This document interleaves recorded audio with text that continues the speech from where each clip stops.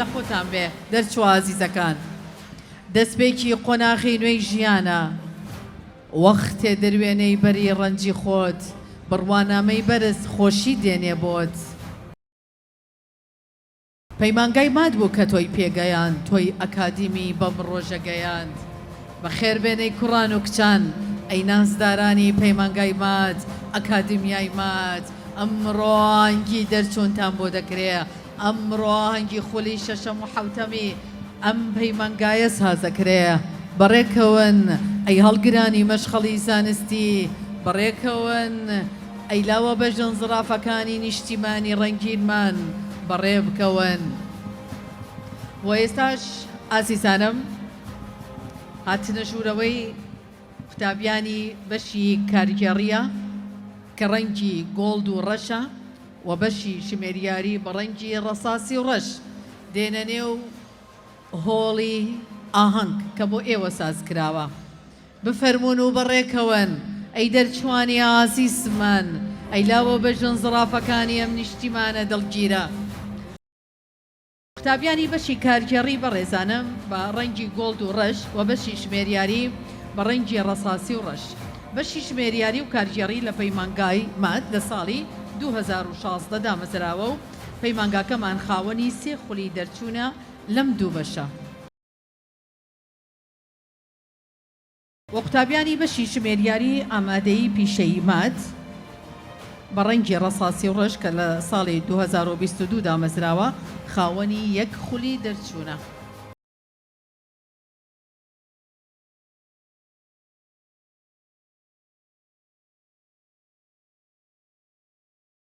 دەرچوانی ئەم بەشە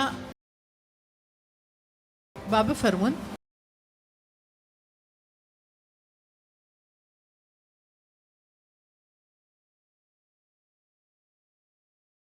بەڕێکەوەن ئەی هەڵگرانی مەشخەڵی زانستی ئەی لاوە بەژن زرافەکانی نیشتیمانی ڕەنگینمان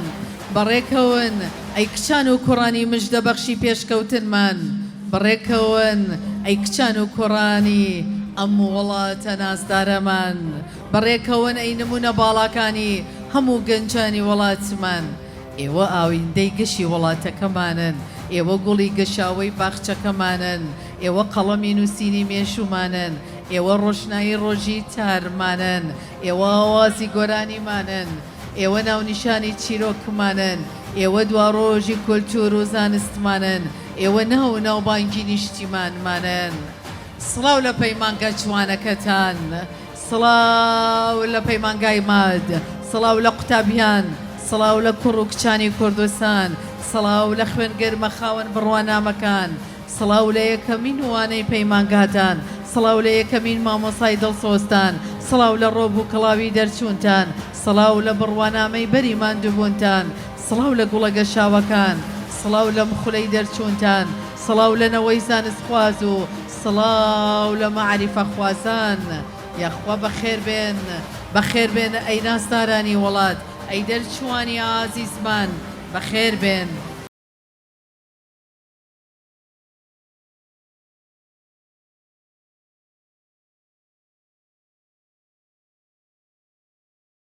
سڵاوتان لێبێ ئەی دەرچوانمان سڵاو لە خزمەتی پیرۆزی دواڕۆژتان سڵاو لە ئێستا و لە داهاتووتان سڵاو لە ڕەنجی چەند ساڵە و شەو نەخۆنیتان سڵاوتان لێبێ ئەی هەڵگرانی پەیامی زانستی سڵاو ئەینەوەی پێشبەچوون و کولتوری ئاشتی سڵاوتان لێبێ کچان و کوڕانی پەروەردەی ڕاستی سڵاو ئەیبەری ئەو نەمامانەی کە دایک و باوکتان ناشتی سڵاو کوڕ و کچانی بەژن زرافی نیشتیمان سڵاو ئەیلاوە نیشتیمان پەروەرەکان سڵاوتان لێبێ ئەی دەستە گوڵەکانی پەیمانگای ماد سڵاو لە خۆتان و لە ماڵبات و لە مامۆستایان و لە ئازیزانتان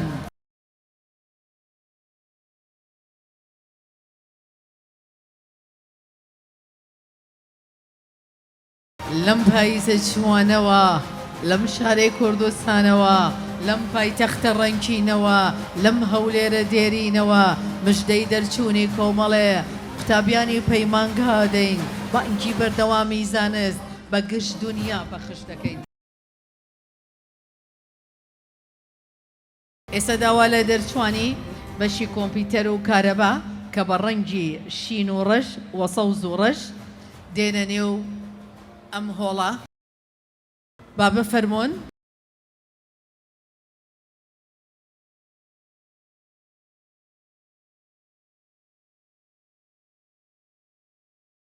قوتابیانی بەشی کۆمپیوتەر بانگهێشتم کردن با بفەرمۆن لە دوو بەشی پرۆگرامیک و نێتۆر پێک دێت بە ڕەنگی شین و ڕەش لە ساڵی 2019 دامەزراوە خاوەنی 3 خولی دەرچوونە. بە هاتنە ژوورەوەی قوتابیانی بەشی کارەبا ئامادەیی پیشەی مات بە ڕەنگی سەوز و ڕەش کە ساڵی 2022 دامەزراوە خاوەنی 1 خولی دەرچوونە. هەروەها هاتنە ژوورەوەی قوتابیانی بەشی کۆمپیوتەر ئامادەیی پیشەی مات کە لە بەشی نێتۆرک پێکهاتووە بە ڕەنگی شین و ڕەش کە ساڵی 2022 دامەزراوە خاوەنی 1 خولی دەرچوونە. بەخێر بێن ئەی دەرچوانی ئازیزمان، بەخێر بێن، سڵاو لە کڵاوەکانتان، سڵاو لە ڕۆبی دەرچوونتان، سڵاو لە بڕوانامەی دەستان، سڵاو لە ناخی پڕ لە زانستان. ئێوە دەرچوانی ئازیزی ئەم خولەی پەیمانگای مادن.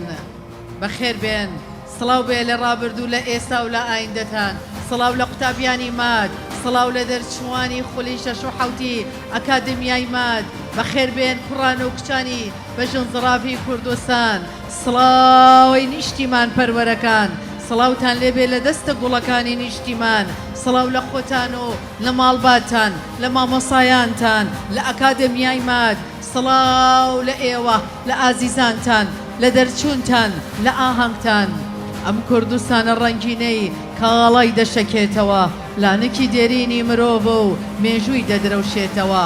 ئێمە یەکەم چاکە خوازی دیرۆکی مرۆڤایەتی بووین، ئێمە یەکەم ژیان دۆست و پەیڕەوی ژینگە دۆستی بووین. بەڕێکەوەنەی دەرچوانمان سەیرکەن، سەرنجدەن، سەیری ڕۆڵەی کوردستان کەن بە بڕوانامەی باڵاوە،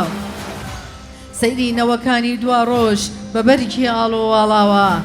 چەند لێتان چوانە خوددایە ڕۆبی دەرچوون و کڵاوی ئەکادمیایی، سەرتان بەرزەکە وەری دەگرن بڕوانامەی دڵنیایی. ئێوەن کەوا پەیامی خزمەتکردن لە کۆڵەنێن، بۆ سەرخستنی نیشتیمان ڕۆژ لەسەر شەوتان دادەنێن. پیرۆستان بێ ئەم ساتانە و خۆناخی نوێی ژیانتان، یاخوا مبارەکتان بێ ئەم چرکە ساتەی ژیانتان. بەخێر بێن، بەخێر بێن ئەی دەرچوانی ئازیزمان، بەخێر بێن ئەی لاوە بە ژنزڕافەکانی ئەم نیشتیمانە ڕەنگینە. بەخێر بێن ئەی دەرچوانی ئازیزمان، سڵاوتان لێبێ، سڵاو لە ڕۆبی دەرچوونتان، سڵاو لە کڵاوی دەرچوونتان.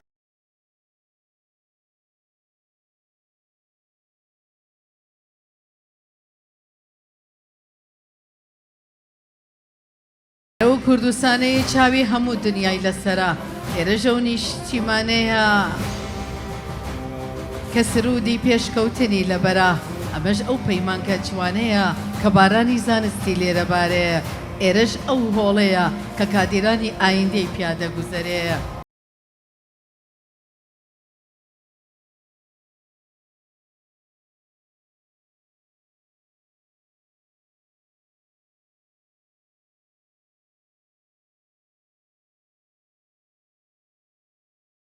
سڵاو لە کوردستانەکەمان، سڵاو لە دەرچۆکانمان، سڵاو لە ئەکادمیای ماد، سڵاو لەو کەسایەتیانەی کە ئەکادمیای ئێوەیان پێگەیان، سڵاو لەو مامۆسایانەی کە ئەلفوبای ئەم زانستەیان بە ئێوە گەیان، سڵاو لەو مرۆڤانەی کە بەخشندانە ژیانی ئێوەیان ڕووناکردەوە، سڵاو لە ماڵبات و خێزان و دایک و باوکانەی وانەکانی ژیانیان فێرکردن. سڵاو لە هەموو ئەو خۆشەویستانی بۆ گەیشتن بەم ڕۆژە و بۆ ئایندەی گەشت بەڕێیان کردن. حەقتە شاناسی بەم ڕۆژەوە بکەی دەرچوانی ئازیزم کە بە قەڵەمی زێر تۆماری بکەی.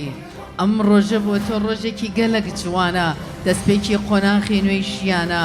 وەختێ دروێنەی بەری ڕەنجە، ساتی وەرگرتنی بڕوانامەتە. تۆ کە ئێستا شاد و دڵخۆشیت، سوێنخۆری پیشەی بەرزی بڕوانامەکەتی. بەخێر بێنە ئازیزانم، چەپکێ گۆڵی جوان لە باخچەی نیشتیمان پێشکەشە بە دەرچوەکانمان.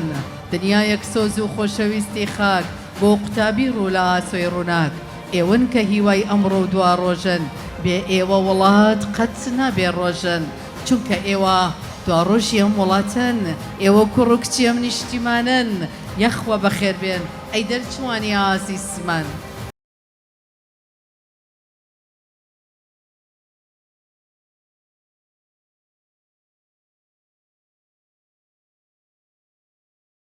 جا ئێستا هەمومان پێشوازی لە ئەندامان و سەپەرشتیاری بەشەکانمانەکەین مامۆسایانی خۆشەویستمان دێنە نێو هۆڵ جا ئێمە دەرچۆکان وەفادارین بۆ ئەو مامۆسایانەی کە هاوڕێی یەکەمی قەڵەم و دەفتەرەکەتان بوون ئەمڕۆ لەگە ئەم چەند ساڵەی کە ئێوە خوێنتان ئەوان لەگەڵتانە هاوڕێ بوون کەسە نزیکەکانتان بوون من نەوەکانیانە خوێنمەوە لە بەڕێزان دکتۆر جەمیل عەبدوڵڵاه دكتور قاسم يحيى محمد دكتور محمد فائق دكتور رافع وليد دكتور همدات أمين دكتور صالح نوري مامصا همزة أحمد مامصا شايان محمد مامصا شات عبد الله مامصا دريا عبد الرحمن مامصا أردوان طيب مامصا نور سهيل مامصا آفان قادر مامصا خيلان محمد مامصا سربس صلاح مامصا فروى محسن مامصا جلال أبو بكر دكتور هجار إبراهيم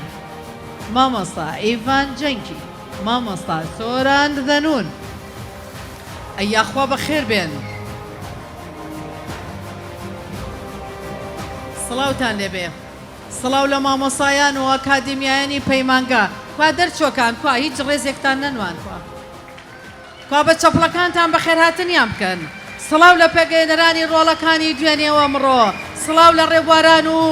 ماندوو نەناسانی زانست سڵاو لەوانەی خزمەت دەکەن چالاک و چوست ڕێز و حرمەت و وەفا و ئەمەک بۆ مامۆستایان سوپاسی شایان و پێویست بۆ پەروەردەکاران ئێوە چرایی هەمیشە پرشەوقی زانستن ئێوە بۆ گەیشتن بەلووتکە ڕێدروستن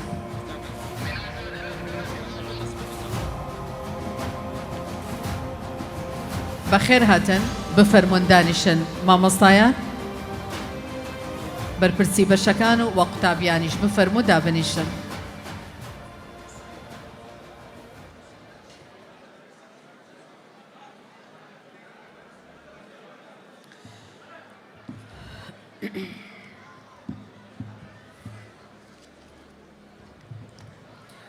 دایکان و باوکان و خزمان ئازیزان یاوەرانی دەرچوان تکایە هەموو لە شوێنەکانی خۆتان دابنیشن ئێمە ئێستا دەسەکەین بە ئاهەنگەکەمان تکایە هەمووتان لە شوێنەکانی خۆتان دابنیشن بێدەنگی هۆڵەکەشمان بۆ بپارێزن دەرچوە ئازیزەکانیش یەک داوامان لێیان هەیە تەنها گزارش لە خۆشیەکانەکەین بە چەپڵە هیچ ئاماژەیەکی ترمان پێباش نییە سپاسی هاوکاریتانەکەین ئەزانم ئێوە ئەمڕۆ گەلێک خۆشحاڵن چونکە ئاهەنگی دەرچوونتان بۆ دەکرێ بەڵام ئێمە دەمانەوێت تەنها ئاماژەکان چەپڵە لێدان بن بە ناوی خودای گەورە و میهرەبان بە ناوی پیرۆزی خاکی کوردستان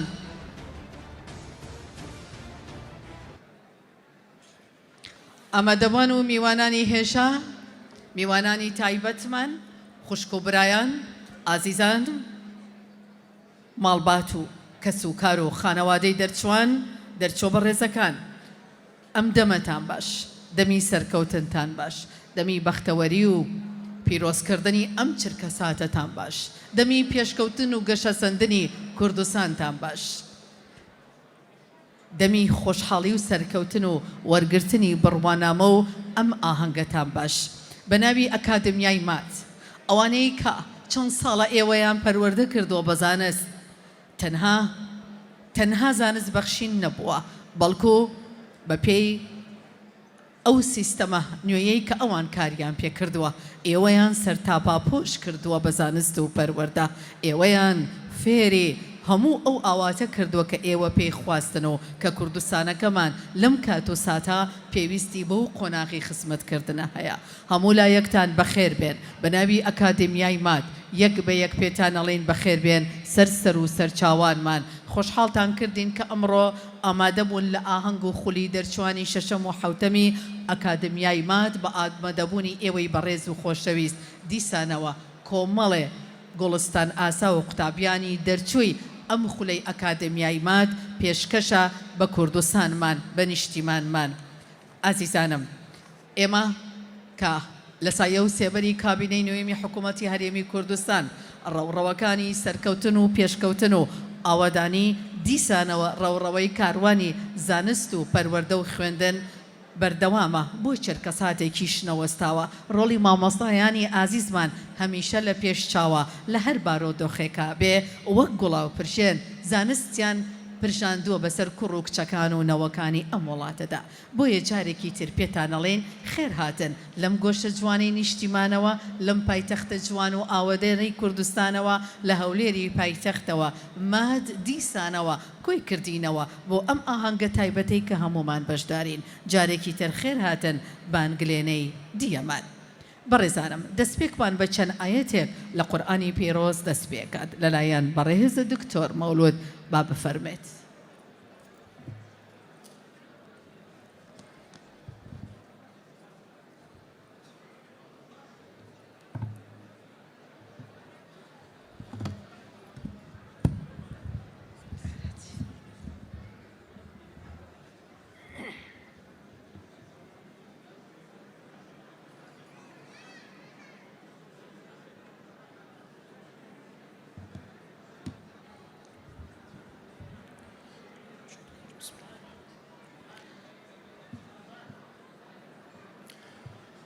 أعوذ بالله من الشيطان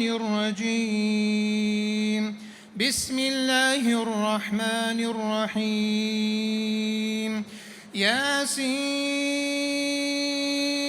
والقرآن الحكيم إنك لمن المرسلين على صراط مستقيم.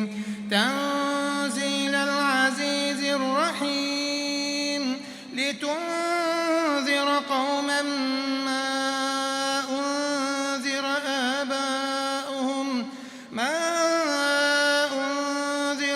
آباؤهم فهم غافلون. لقد حق القول على أكثرهم فهم لا يؤمنون. إنا جعلنا في أعناقهم أغلالا فهي إلى الأذقان فهم مقمحون. وجعلنا من بين أيديهم سدا ومن خلفهم سدا فأغشيناهم فهم لا يبصرون. وسواء عليهم أنذرتهم أم لم تنذرهم لا يؤمنون. صدق الله العظيم.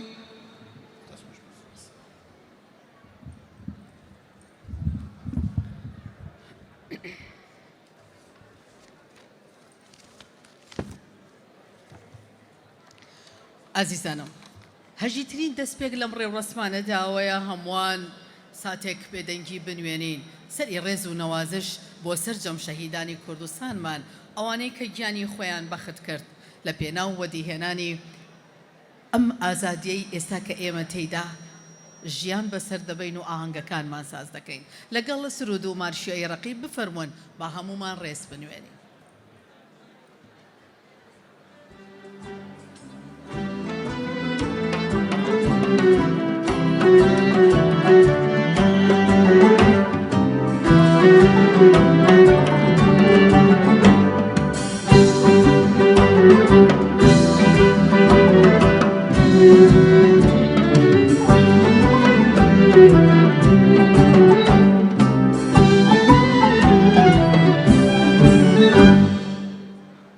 زۆر سپاستانەکەین بفەرمونون.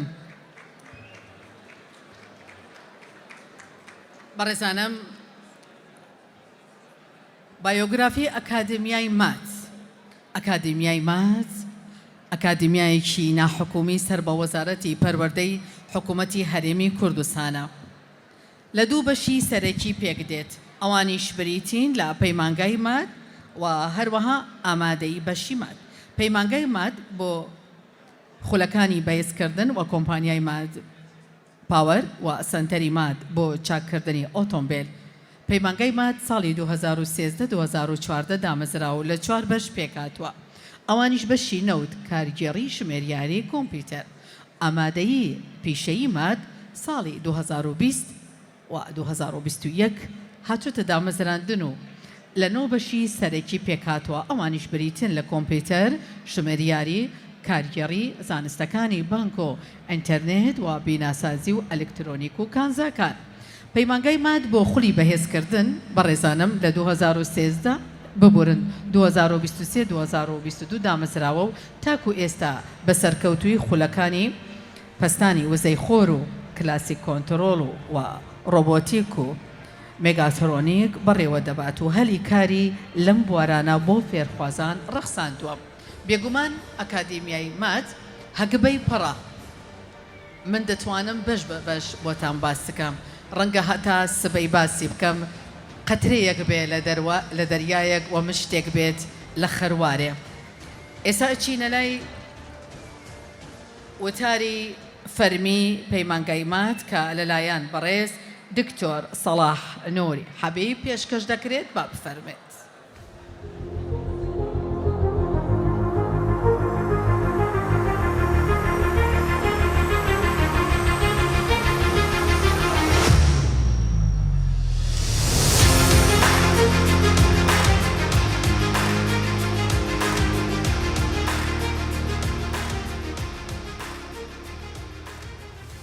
بەناوی خودای گەورە و میهرەبان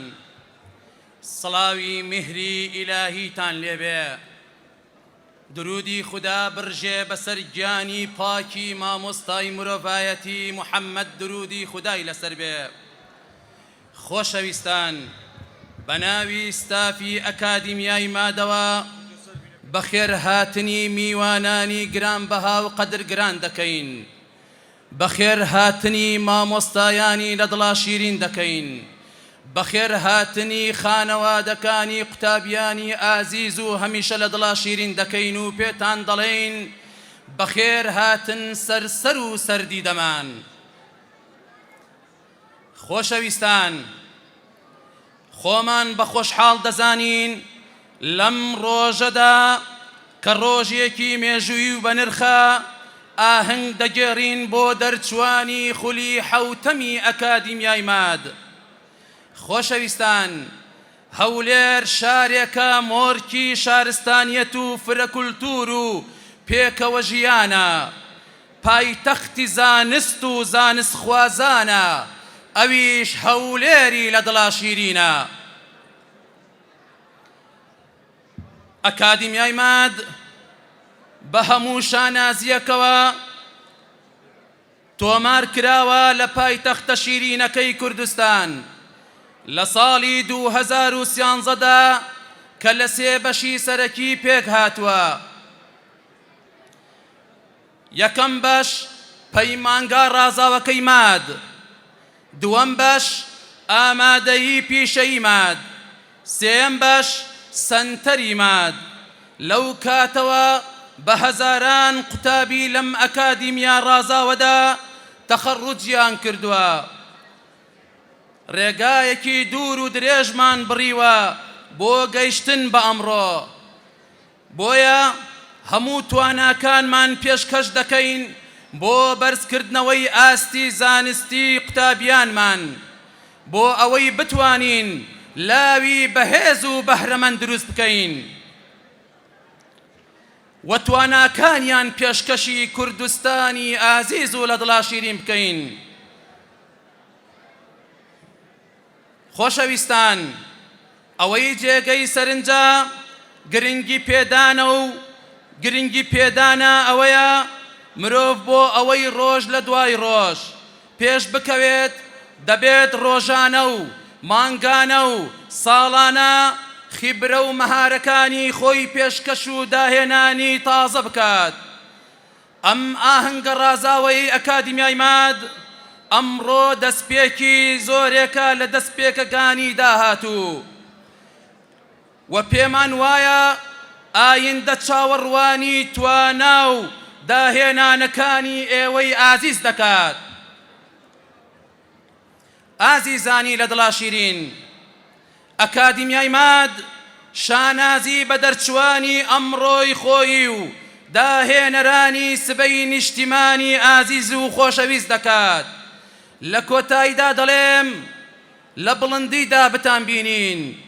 خۆشبەختی و کامەرانیتان هەمیشە جێگای شانازی ئێمەیە. ئێمەی مامۆستایان و پەروەردەکاران سوپاسێکی بێپایانمان هەیە بۆتان. ئومێد دەکەین قوتابیانی ئازیز لەو پەڕی متمانە و بڵندیدا هەمیشە بیان بینین. هەر شەکاوە بێ ئاڵای کوردستان. زۆر سپاس بۆ هەمووتان.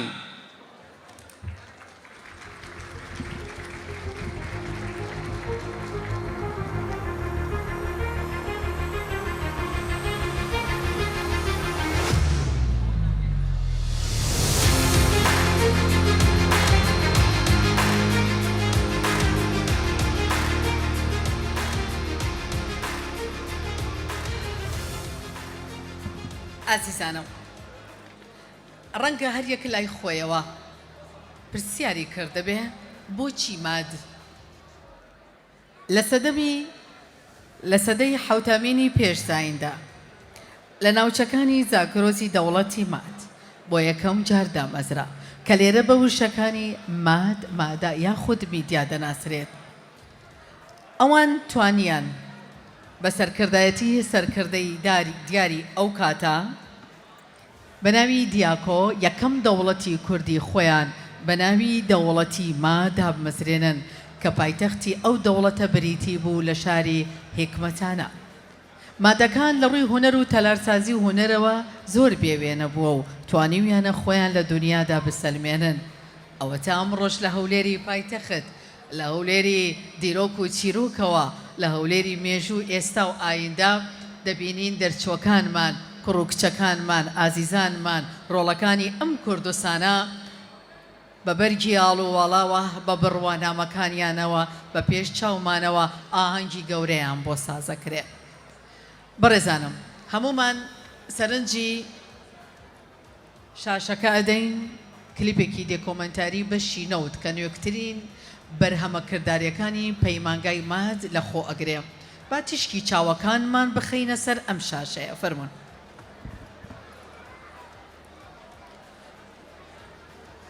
بەستکایە هۆڵەکەمان بۆ بپارێزن لە دەنگە دەنگ. بفەرمون.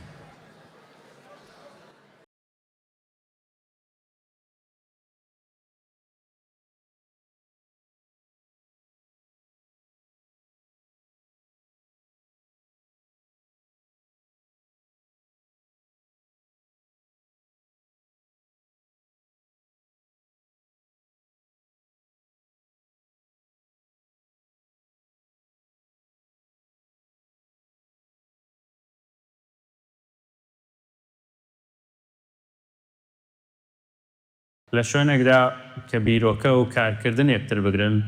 پاڵەوانانی پیشەسازی لەدایک دەبن.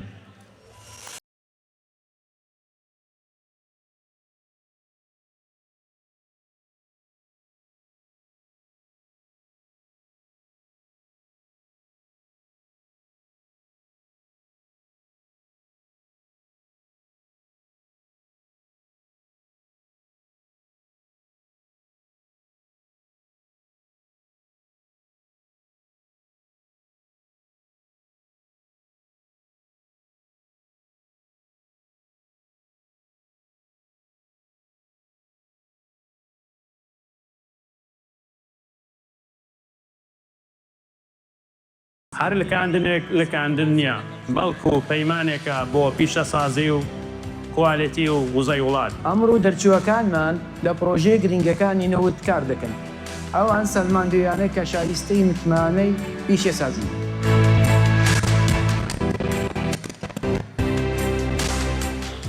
ئێمە لێرە ئەندازیارانی بە توانای نەوت پێدەگەێنین ئەو ئەندازیارانەی داهاتووی وڵاتیان دەگرت ناستۆ.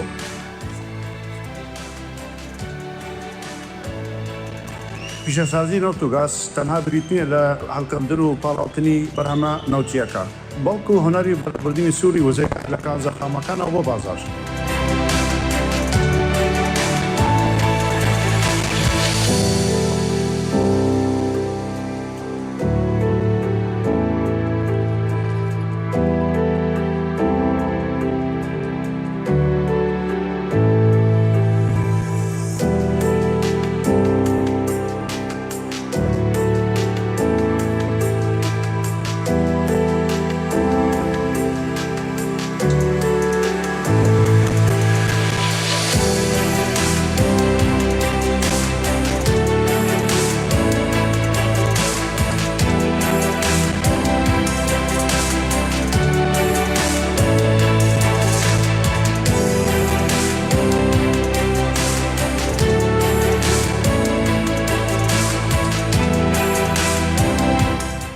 بەڵێ لێرەین لە ئەکادیمیای مات شوێنێک کە داهێنان و پسپۆڕی داهاتی وزەی وڵات بنیاد بنێت. من أعماق الأرض حيث تولد الطاقة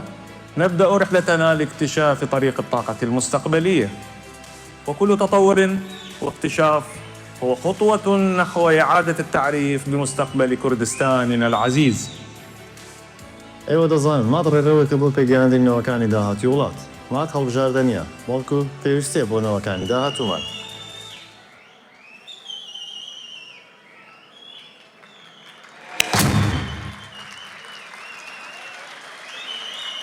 بێگومان دەستخۆشی بۆ ئەکادێمیای مات. دیسانەوە داواکەین ئێرە شوێنێکی زانستی و ئەکادیمیە تکایە ئەو ئاماژەیە کە من حەز ناکەم ناوی بێنم جارێکە با دووبارە نەبێتەوە. تەنها گزارشتمان لە خۆشی چەپڵە لێدانە. تکایە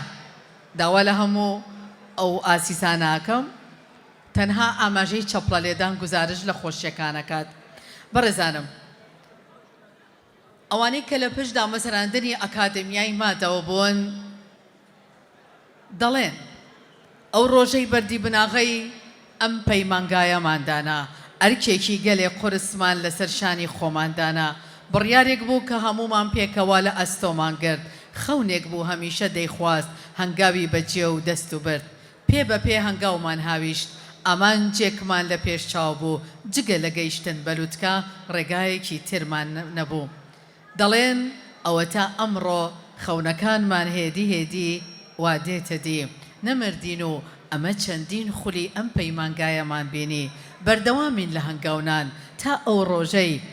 ئەکادیمیای ما دەگەینە ئاست و ڕیزی ئەکادیمیا و پەیمانگە هەرە باڵاکانی جیهان دەستخۆشیان لێکەین سوپاسیانەکەین بە تایبەت دەرچووەکان یەک چەپڵەی تایبەت بۆ ئەکادیمیای مات چونکە ئێوە ئەمڕۆ ئاهەنگی دەرچوونتان بۆ سازەکرێ. بەڕێزانم ئەکادیمیای مات ئەمڕۆ تەنها هەر ئاهەنگی دەرچوونەکە نییە لە بڕگەکانە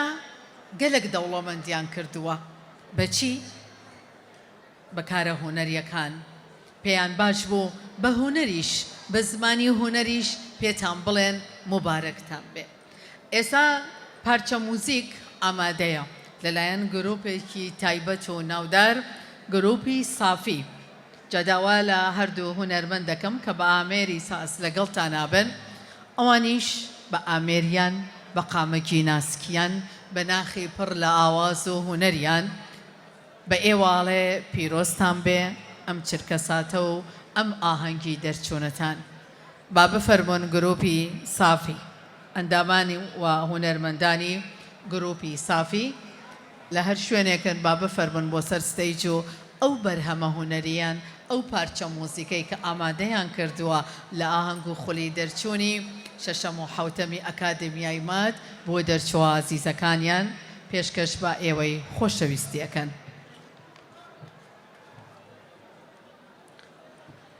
ئەڵێ ئامادەنین لێرەن لاوان قوتابیان دەرچوان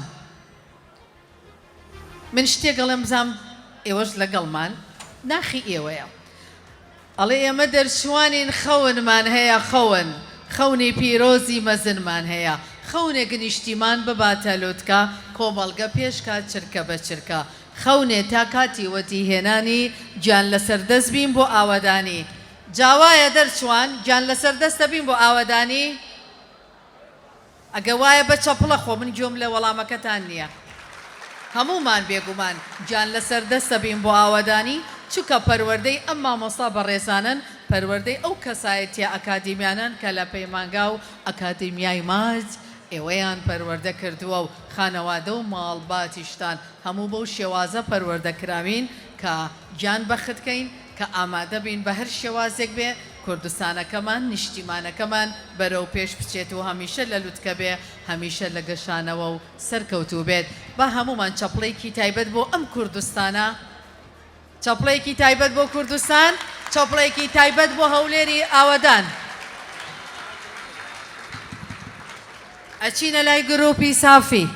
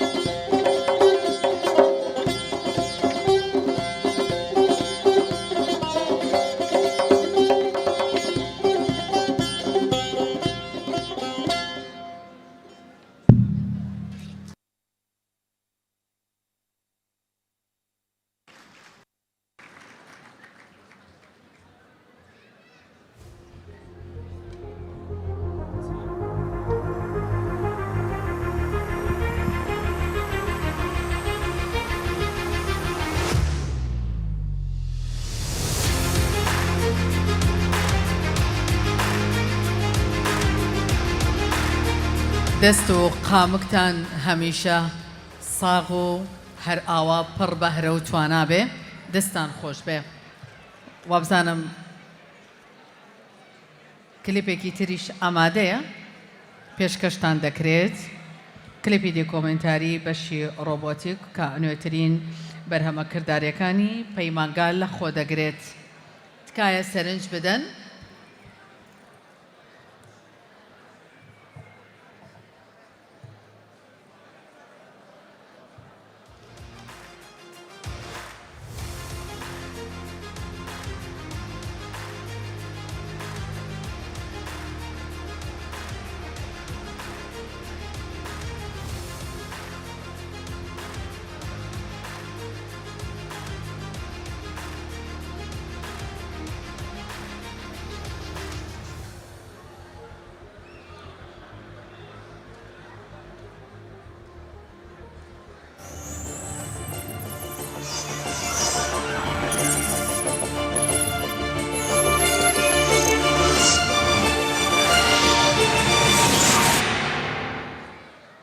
دنیای زانست و تەکنۆلۆژی سات دوای سات بەربەستەکان دەشکێنێت. نەوەیەکی نوێیە لە ئاکادمیای مار بەڕێگەوەن بۆ گۆڕینی ڕێڕەوی پێشکەوتن لە زانست بۆ وڵاتەکەمان.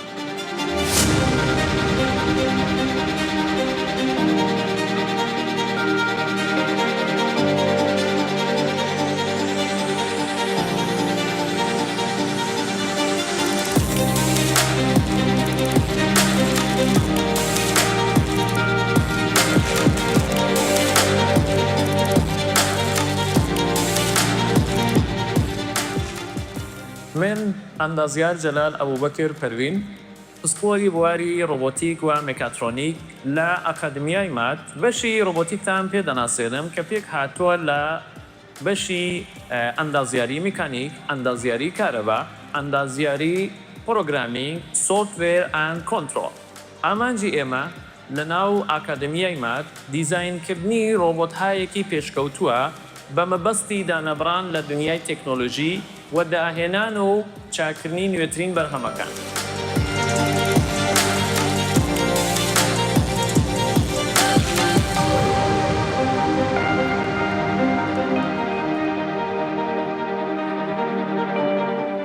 لە ئاکادمیاکەماندا تابیان ڕادەهێنرێن بۆ ئەوەی بیرۆکەکانیان بکەن بە بەرهەم.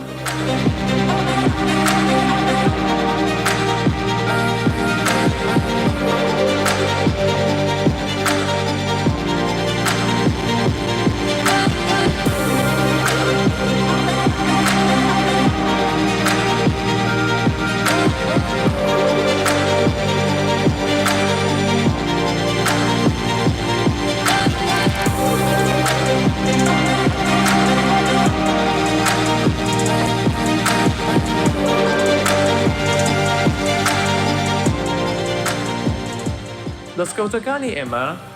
لەم ساڵدا بەرهەمهێنان و دیزاینکردنی جۆرەکانی جیاوازی ڕۆبۆت و بەشداری پێکردن لە پێشبڕکێ و فستیواڵەکانی ناوخۆیی و نێودەوڵەتیە. لە ئەکادمیاکەماندا تاقیگەی کارەبا یەکێکە لە بنچینەترین بوارەکانی فێرکردن کە زانست و کاری پراکتیکی کۆ دەبێتەوە. لێرەدا قوتابیەکانمان ئامادە دەکرێن و فێر دەکرێن لەسەر بنەماکانی کارەبا کەوا سیستەم و ئامێر و کەرستەی پێشکەوت و بەکاردەهێنرێت لە کارە پراکتیکیەکاندا کەوا هەر کارێک و هەر تاقیکردنەوەی پراکتیکی دەبێتە گەشتێکی زانستی بۆ قوتابیان. Our mission is not only to teach, but also to inspire the future generations of our lovely Kurdistan. The future is being built at the MAT Academy.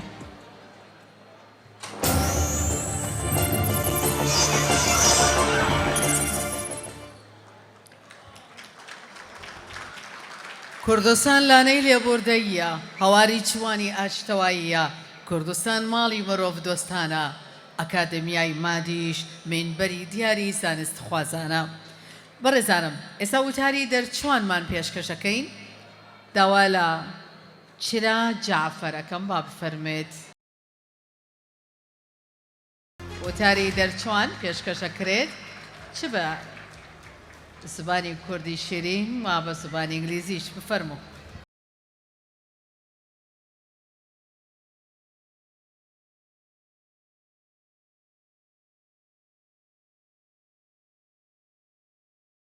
بەناوی خودای بەخشندە و میهرەبان ئامادە بوانی بەڕێز مامۆستایانی ئازیز قوتابیانی خۆشەویست بەخێر بن زۆر شادومانم لە ڕۆژێکی وەکو ئەمڕۆ من بەخێرهاتنتان دەکەم بۆ ئەم کۆبوونەوە زانستیە خۆشحاڵم ماندوو نەبوونی بکەم لە کۆششی بێوچانی قوتابیانمان بۆ گەیشتن بە ڕۆژی دەرچوون بەدەستهێنانی بڕوانامەی زانستی لە ئەکادیمیای ماد ئەمڕۆ گرنگیەکی تەواوی هەیە بۆ قوتابیانی دەرچووی ئەکادیمیای ماد بە تایبەت بۆ من وەکو قوتابیەک لە پێشەوە وەستاوم باسی سەرکەوتنەکانم بکەم لە 5 ساڵی ڕابردوو فێربووم سەرکەوتن نە بە ئاسانی بەدەست دەگات نە بە شانسە بەڵکو بە هەوڵدانە ئەمڕۆ بە فەخرەوە دەڵێم دەرچووم بە یەکەمی پەیمانگا لە 5 ساڵی ڕابردوو بەڵام ئەمە کۆتایی نییە بەڵکو دەستپێکی نوێ بۆم توانیم بەردەوامی بدەم لە کۆلێژی ئەندازیاری کۆمپیوتەر هەروەها ڕەخساندنی هەلی کار بۆم لە پەیمانگاکەم و چەندین قوتابی وەکو من دەمەوێت لێرەوە زۆر سوپاسی بێپایانی بەڕێبەرەکە مامۆستافێری بام بکەم بۆ ئەم هەموو ئەرک و ماندووبوونە بێگومان لە داهاتوودا شیرینترین یادگاری دەبێت بۆم خوێندن و دەرچوونمان لە ئەکادیمیای ماد جێگەی شانازیە و لەبیر ناکرێت دەستخۆشی مامۆستایان و ستافی کارگێڕەی ئیدارەی ئەکادیمیای ماد دەکەم بۆ ئەم ئەرکە پیرۆزە سەبرگرتنیان بەرامبەر سەرڕۆییکردنمان لە تافی لاویەتی و ئەرکی ئەوان مەشغەڵی ڕێگای داهاتووی ئێمەن بە شانازیەوە دەڵێم ئێمە و کارمەندان و مامۆستایان و بەرپرسانی ئەکادیمیای ماد ڕوحێکین لە ناو دوو جەستە بەرەو کوردستانێکی ئاوادان دووبارە بەخێر بێن سەردیەمان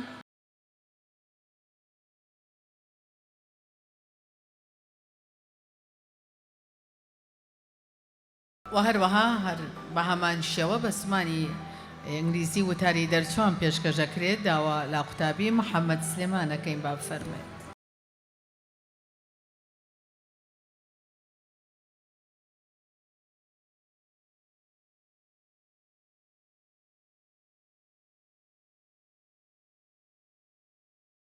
In the behalf of God, on behalf of the Directory and the all executive board in the Mad Institute, we welcome our guest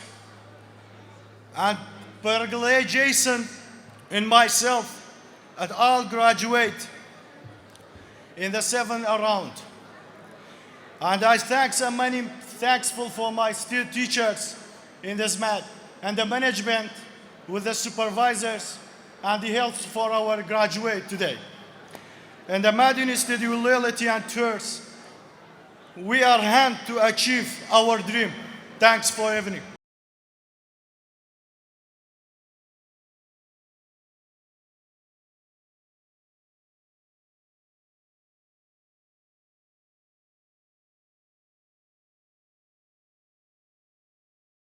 بڕگەیەکی گەلە گرنگ هەیە سوێن خواردن هەستنە سەر پێ دەرچوانی ئازیزم هەستنە سەر پێ کات و ساتێکی گەلە گرنگە زۆر تایبەتە بۆ ئێوەوە نییە هەمووتان هەستن بە شێوەیەکی ڕێک و دروست ڕادەوەستن پڕ بە گەروتان پڕ بەو ناخوستینە فراوانە جوانەتان کە بە زانست نەخشێنراوە ئەو سوێندە دەڵێنەوە ئامادەن دەرچوان داوا لە مامۆستای هێژە مامۆستا سۆزان زەنون دەکەم با بفەرمێت ئەو سوێندە بڵێت سوێندەکە دەخوێنێت و ئێوەش باشی مامۆستاگیان بەخێر بێ سەرچاوم بفەرموو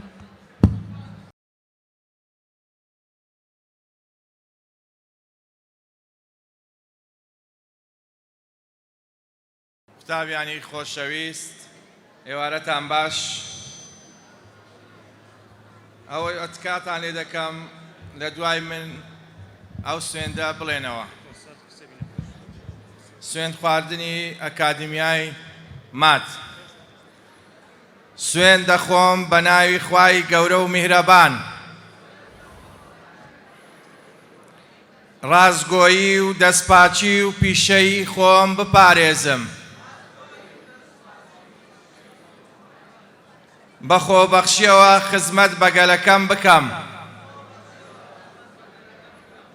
ڕێز لە مافەکانی مرۆڤ و بەها ئەخلاقیەکان بگرم. لە ڕێگای کارەکانمەوە بەشداری ئەرێنی لە کۆمەڵگادا بکەم.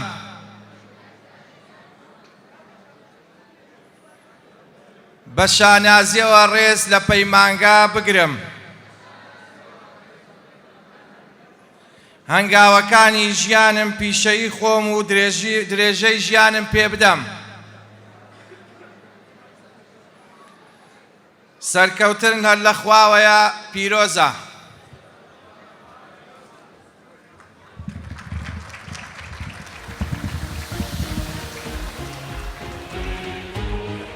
کەواتە منیش پێتانەڵێم پیرۆستان بێ ئەم ساتانە و قۆناغی نوێی ژیانتان. مبارەک بێ بڕوانامە و سوێند و پەیامی دەرچوونتان. سوێندی پیرۆزی دەرچوونتان ئەگاتە و پەڕی شارم. دایکان و باوکان بۆ چەپڵەیان بۆ لێنان خوا چۆن دڵتانە. ئەم بڕگەیە گەلە گەلە گرنگە. سوێندی پیرۆزی دەرچوونتان ئەگاتە و پەڕی شارم. ئەو زانستەی پێی چەکدارن ڕۆشن دەکا شەوی تارم. پیرۆز بێ ڕۆژی دەرچۆن مبارەک بێ بڕوانامە. نوخشە بێ لە دوا ڕۆژی ڕۆن. نوخشە بێ لە دوا ڕۆژی ڕۆن. لە بەکالۆریۆس لە ماستەر لە دکتۆرە. ئەی یاخوا پیرۆستان بێ یاخوا مبارەکتان بێ ئەم ڕۆژ و کات و ساتەی کە گەلە گەلک پیرۆزە. گەلە گەلک مبارەکتان بێ لە کوردستانێکی جوان لە کوردستانی ئاوەدان لە ژێر سایە و سێبەری ئاڵای کوردستانمان. خوا یەک چەپڵەی تایبەتیان بۆ لێدەن.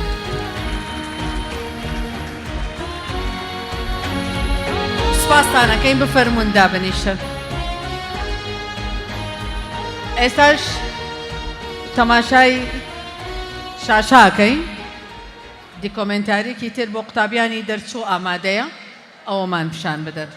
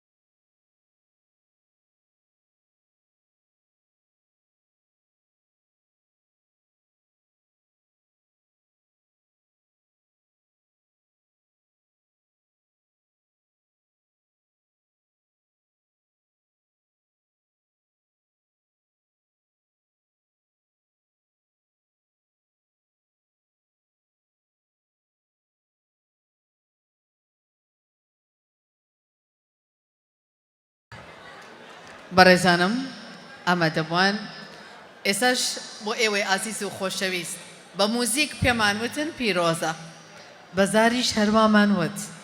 ئێستا بە ئاهەنگ و هەڵپەرچێ پێتانەڵێن پیرۆزە ئەم چرکە ساتانە و قۆناخی نوێی شیانتان بڕوانامە و سوێن خواردنتان پیرۆز بێ گروپی هەڵپەرچێی نەورۆز کوڕانی پایتەخت لاوە بەژن زرافەکانی هەولێری ئازیزمان هەولێری ئاوەدان و هەولێری پێکەوەشیان ئەو لاوانەی هەولێر لە چوارچەوەی گروپێکدا بە ناوی نەورۆز ئەمڕۆ نمایشێکی هەڵپەرچێ بۆ ئێوەی ئازیز و خۆشەویستەکەن لە 2020ەوە ئەم گروپە هاتۆتە دامەزراندن ژمارەیان پتر لە 30 هونەرمەند و بەهرەمەندن بەڵام ئەمڕۆ کە بە پێویست زانراوە دا لەو بەهرەمەند و لاوانەی هەولێر دێن بۆ ئێرە لەگەڵ ئێوەدا بەشداری لەم خۆشی و شانازی و ئاهەنگی دەرچوونەتانەکەن تەنها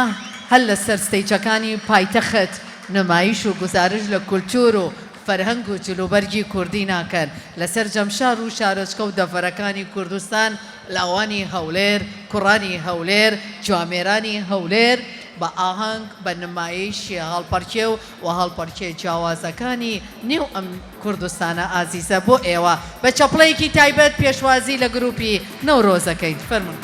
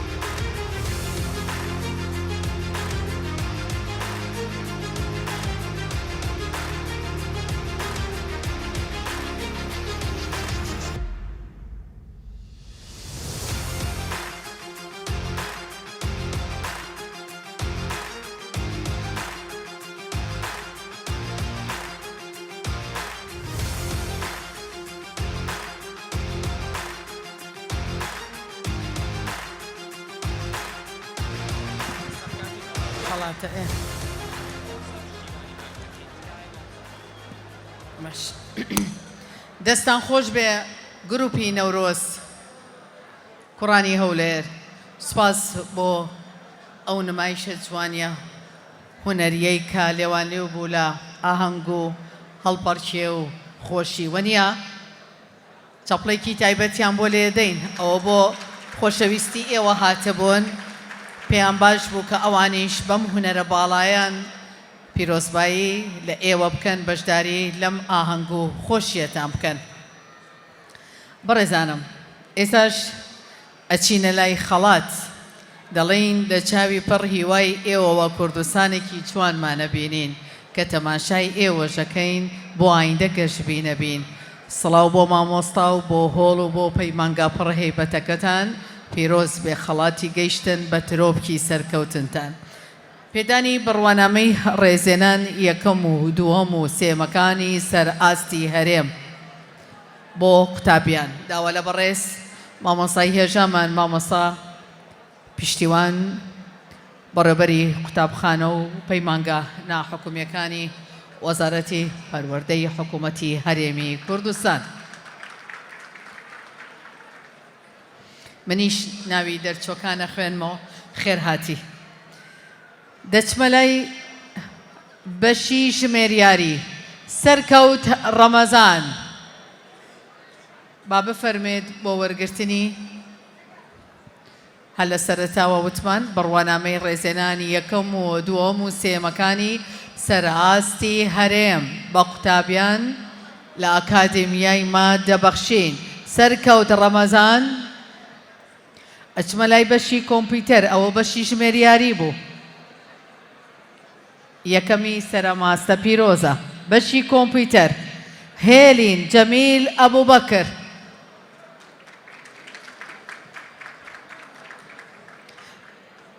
و هەروەها پلەی یەکەمی بەدەستێناوە هێلین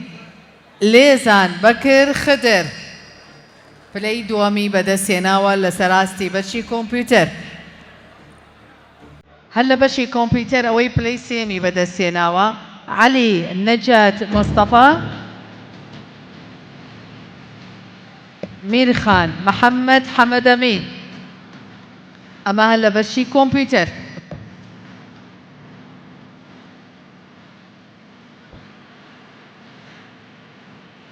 لە بەشی ئەلکترۆن سەلاح ساڵح مەحموود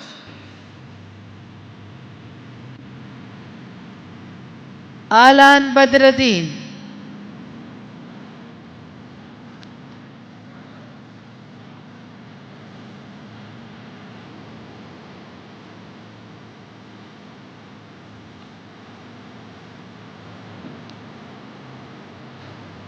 ئەم کوڕ و کچە جوانانەی کە ئەمڕۆ لەم هۆڵەن لەو کادری زانستی خوێنگەرمی ئەم نیشتیمانن ئەمانە گوڵی وڵاتن نمونەی جوانی خەباتن مژدەی ڕۆژانی بەهاتن دیوارەکانی خەڵاتن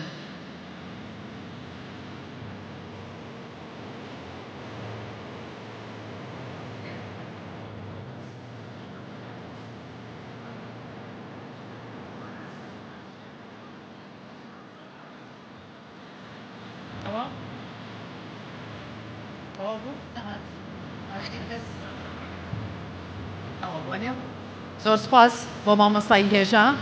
مامۆستا پشتیوان کە لەگەڵمانە بوو گەلک خێرهاتی زۆر سپاس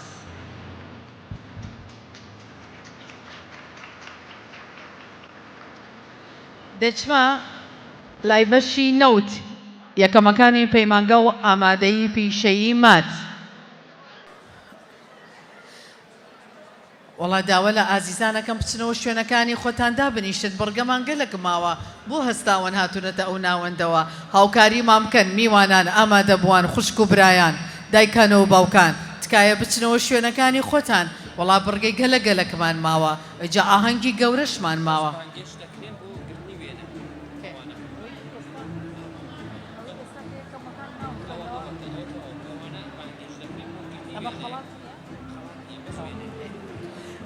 داوە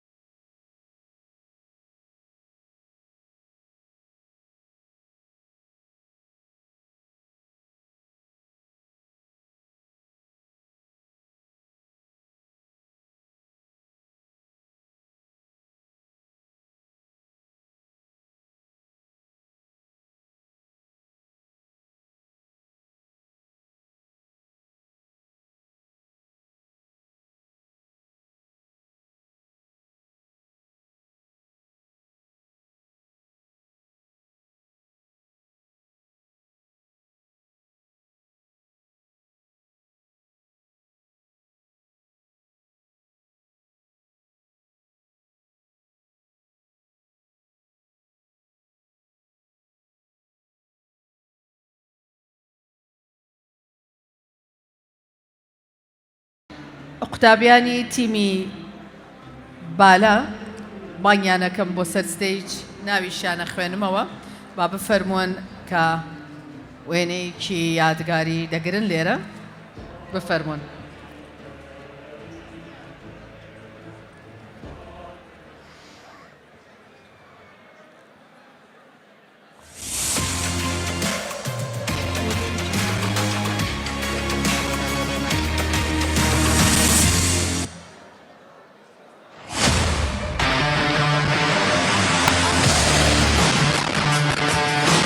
مامۆستا سارا فاروق، مامۆستا محەممەد عادل،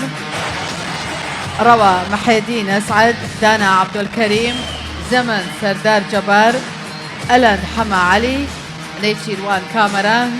رهان يونس، محمد سامان، لاوة كاوة، سوران حيدر، أحمد عسكر، زوزار محسن، شيروان نوزاد. قوتابیانی تیمی بالو و هاتنە سەر ستەیجیان و لەگەڵ هەردوو مامۆسای بەڕێز مامۆسا سارا و مامۆسا محەممەد بەخێر بێن سەرکەوتوو بن.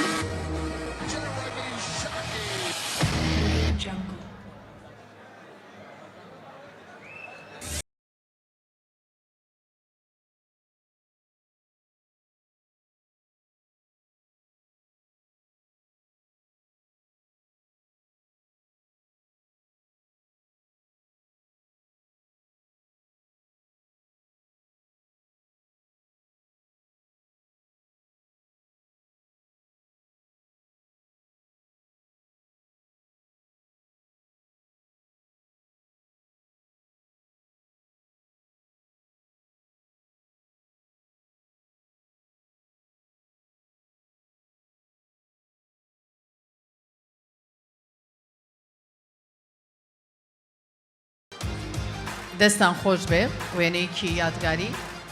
کە وێنەکە تەواو بوو. سپاس نمونەتان هەر زۆر بێ لە نێو ئەکادمیای ماد ئەم تیمە تایبەتە هەن. دەستان خۆش بێ سەرکەوتوو بن. بەڕێزانم بڕگەی وێنەگرتن هەیە سەرپەرشتیاری بەش لەگەڵ دەرچۆکان دێنە سەر ستەیج بەش بەش وێنە ئەگرن. پاشان وێنەگرتنی کڵاو هەڵدانمان هەیە و لە دوای ئەوە ئاهەنگێکی گەلێک تایبەتمان هەیە بە دەنگی هونەرمەند، هونەرمەندی ئازیز، هونەرمەندی دەنگخۆش سیپان هەرکی کەواتە بڕگەمان ماوە لەگەڵ ئێوەی ئازیز و خۆشەویست ئاهەنگیشمان هەر بەردەوامە. داوا سەرەتا بەشی نەوت وانێ مامۆسایانی سەرپەرشتیار واتە بەشی نەوت و لەگەڵ دەرچۆکانی ئەم بەشە بفەرموون بۆ سەر ستەیج.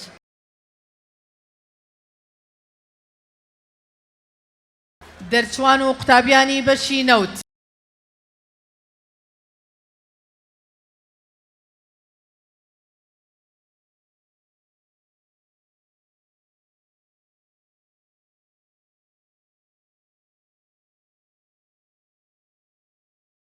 وێنەی یادگاریەگرن پاشانەگەڕینەوە جێگاکانی خۆمان تکایە هەر کەس هەر بەشە و وێنەی خۆی گرت دەرچۆکان ئەچنەوە جێگاکانی خۆتان پاشان ڕێوڕسمی کڵاو هەڵدانمان هەیە.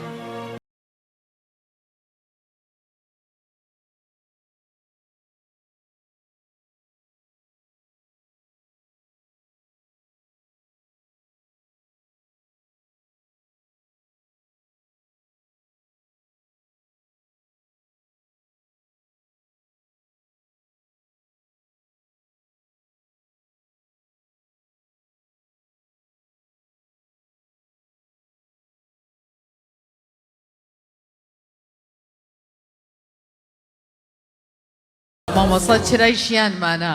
ڕۆشنکەرەوەی ڕێگامانە مامۆسا گوڵی سەریەخە و مەیداڵی شانازیمانە.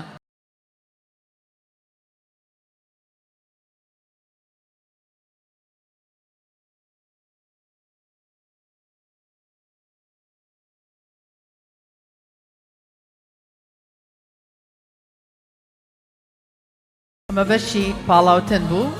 لە دوای ئەوە قوتابیانی بەشی نەوت هەڵکۆڵین ئامادە بن.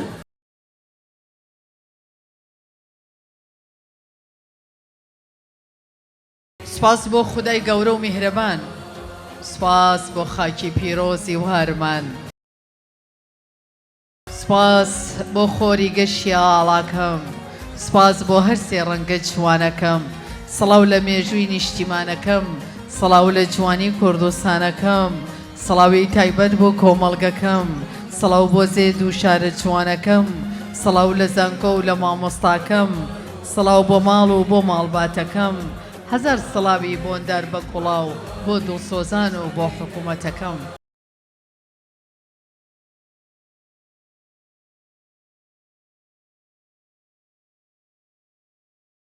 دەرچوانی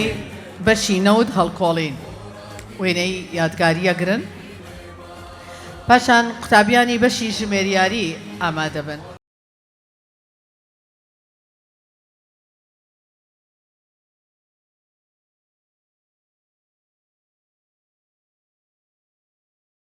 دەرچوانی بەشی ژمێریاری و کارکێڕی ئامادە بن ئەو دوو بەشە دەرچۆکانی ئامادە بن ئێوە شوێنەی یادگاری بگرن لە پاشان هەر بابەیەک هەر دەرچوویەک تکای لێکم بچنەوە شوێنەکانی خۆتان چونکە وێنەی کڵاو هەڵدانیشمان ماوە بۆ ئەوەی ئەمڕۆ وێنەیەکی جوان لە ئەلبومی وێنەکانمان و ئەم بیرەوەریە جوانە بە قەڵەمی زێر لە دەفتەری بیرەوەریەکانمانە بنووسینەوە با بفەرمونون سەپەرشتیاران یاخود سەپەرشتیارانی بەشی ژمێریاری و کارگێڕی و دەرچوانی بەشی ژمێریاری و کارگێڕی بفەرمونون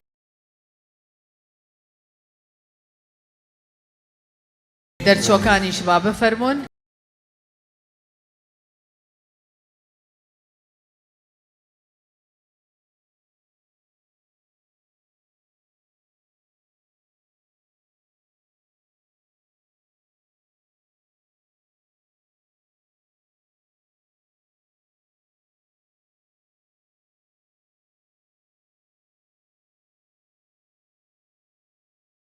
ئاوادانکاری و پێشکەوتن ئاسوی گەشی هیوامانە گەیشتن بە لوتکەی سەرکەوتن ئامەنجی هەنگاونانمانە ئەم کاروانە هەروە دەڕوا و مێژوو دەینووسێتەوە هیچ لەم پەرێک ڕێلێ ناگرێ بەرەو دووەش ناگەڕێینەوە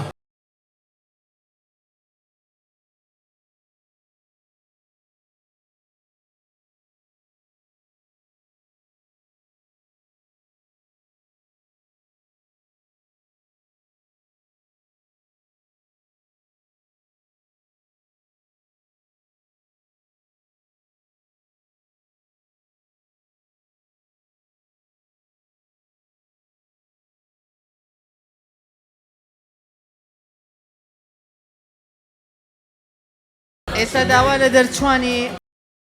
قوتابیانی ئامادەیی ماد دەکەم بفەرمونون دەرچوە عەزیزەکانی ئامادەیی ماد لە دوای وێنەگرتنی ئەم بەشەی تریش تکایە ئامادەیی مات ئامادە بن بۆ وێنەگرتن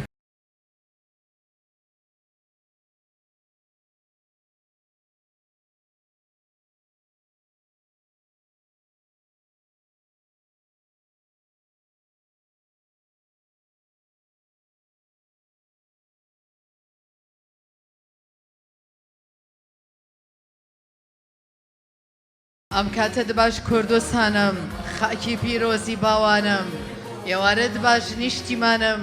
سەرچاوەی بوون و ژیانم ئێوارە دباش شاری هەولێر پایتەختی جوانی پڕ لە خێر ئەمڕۆ پەیمانگە جوانیەکەت مەڵبەت دەزانستیەکەت بڕوانامەی ئەکادمی بە قوتابیانی دەبەخشێ جارێکی تر ناوی جوانت وە قەڵەمی سێر دەنووسرێ لە پێشکەوتن بەردەوام بە و لەیت پیرۆز بێم هەنگاوە یەخوا هەروەوە دابی شەقام و باخچەت ڕازاوە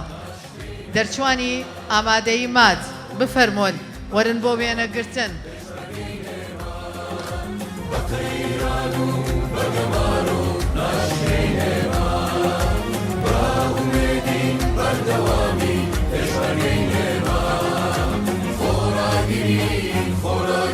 ئەمە تەنها ئەو قوتابیانن کە توانیویانە بەشدار بن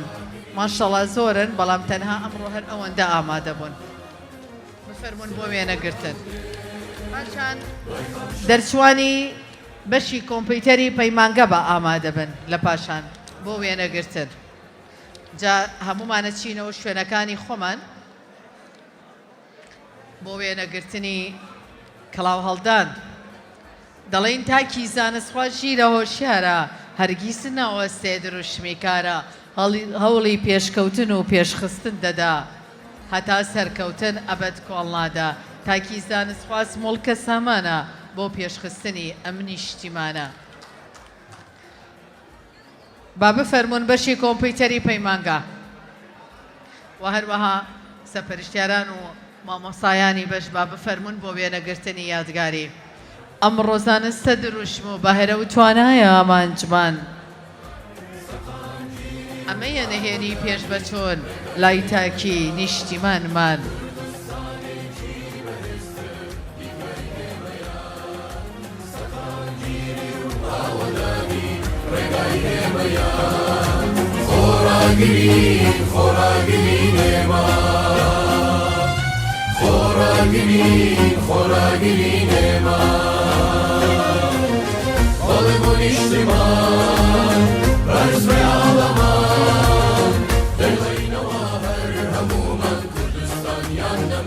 قوتابیانی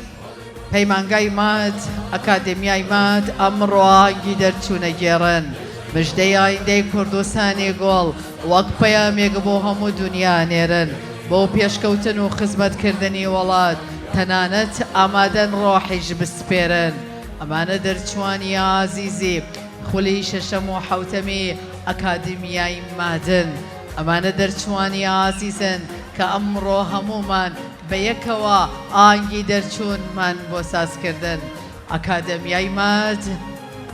بە تیشکە زێڕینەکانی زانست پرشنگتارترەکات بە کوالێتی بەرزی خوێندنی ئایندەمان مسۆگەرتر دەکات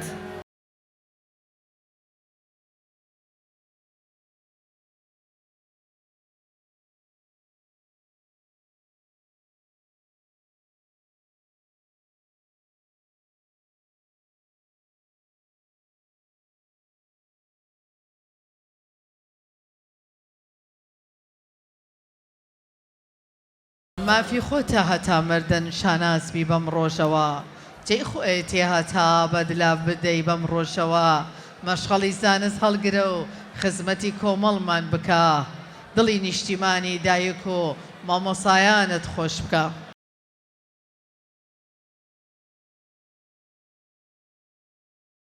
دایە ئەمڕۆ قۆناغێکی نوێی ژیانمە بڕم بابا ئەمڕۆ گۆرانی بۆ قۆناغێکی نوێ چڕم ئەمڕۆ بەری ڕەنجی ساڵانێکی نوێ دوورمەوە ئەمڕۆ بە پێنووسی زێڕین مێژی خۆم دەنووسمەوە بابەگیان بەختەوەر بژی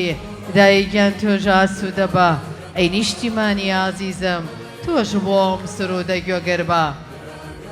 ئەمە گوڵاوی پێشکەوتنە بەسەر وڵاتدا دەپەرژێ ئەمە ڕووباری زانستە بۆ زەرزەی وڵات دەڕژێ ئەمە مژدەی سەرکەوتنە دەگاتە نێو پایتەختەکەم ئەمە مەشغەڵی زانستە دەگاتە دەستی گەلەکەم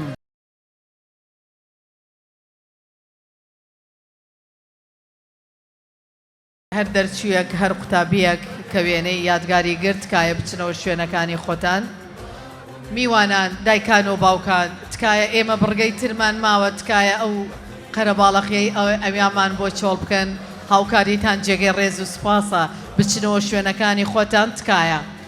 داوا لە خوشکان لە برایان لە ئازیزان لە یاوەرانی قوتابیان لە ماڵبات لە خێزان تکایە بچنەوە شوێنەکانی خۆتان قەرەباڵەخەیەکی زۆرتان لەو ناوەندە دروست کردووە کاکەم ئەو ناوەندەمان بۆ چۆڵ بکەن هاوکاریتان جێگەی ڕێز و سوپاسمانە لە دوای ئەوەدا بفەرمونون کە ئاهەنگەکە تەواو بۆ ئەتوانن وێنەی یادگاری بگرن تکایە داوا لە کەس و کار و خانەواداکەم نێو بەردەمی ئەم ستەیجەمان بۆ چۆڵ بکەن تکایە ئەو ناوەندەشمان بۆ چۆڵ بکەن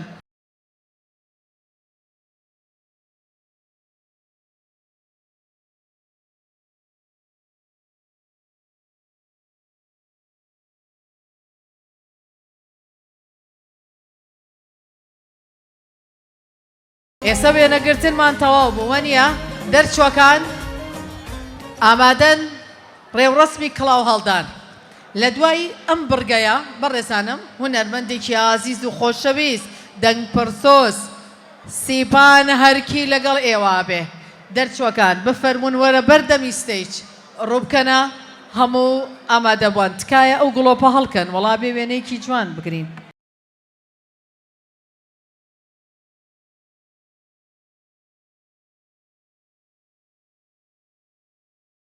ڕووبکەنە میوان وەنیە ڕووبکەنە میوانان ئامادە بووان تکایە ئێوە جێی خۆتان چۆڵ مەکەن تکاتان لێکم بۆ ئەوەی بە شێوازێکی جوان بتوانین وێنەکە تۆمار بکەین دەرچۆکان هەمووان بە شێوازێکی جوان و ڕێک و دروست لەگەڵمان ژمارەکە ئەڵێینەوە ئەنجا لەگەڵ موزیکێکی هەیەجان خوا وەڵاهی ئەڵێ بێ ڕووی لە ستەیج بێ لەبەر کامێرە واڵێن چی بکەم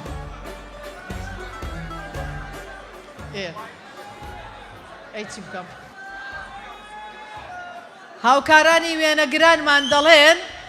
ئەبێ ڕووبکەنە سەر ستەیجەکە لەبەرەوەی وێنەکە جوان تۆمار بکرێ دەرچوانی ئازیز ڕۆکەی نەستەیجەکە هەمووان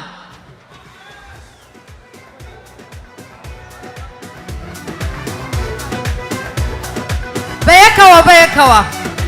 دا نۆ بەیەکەوە هەشت حەوت شەش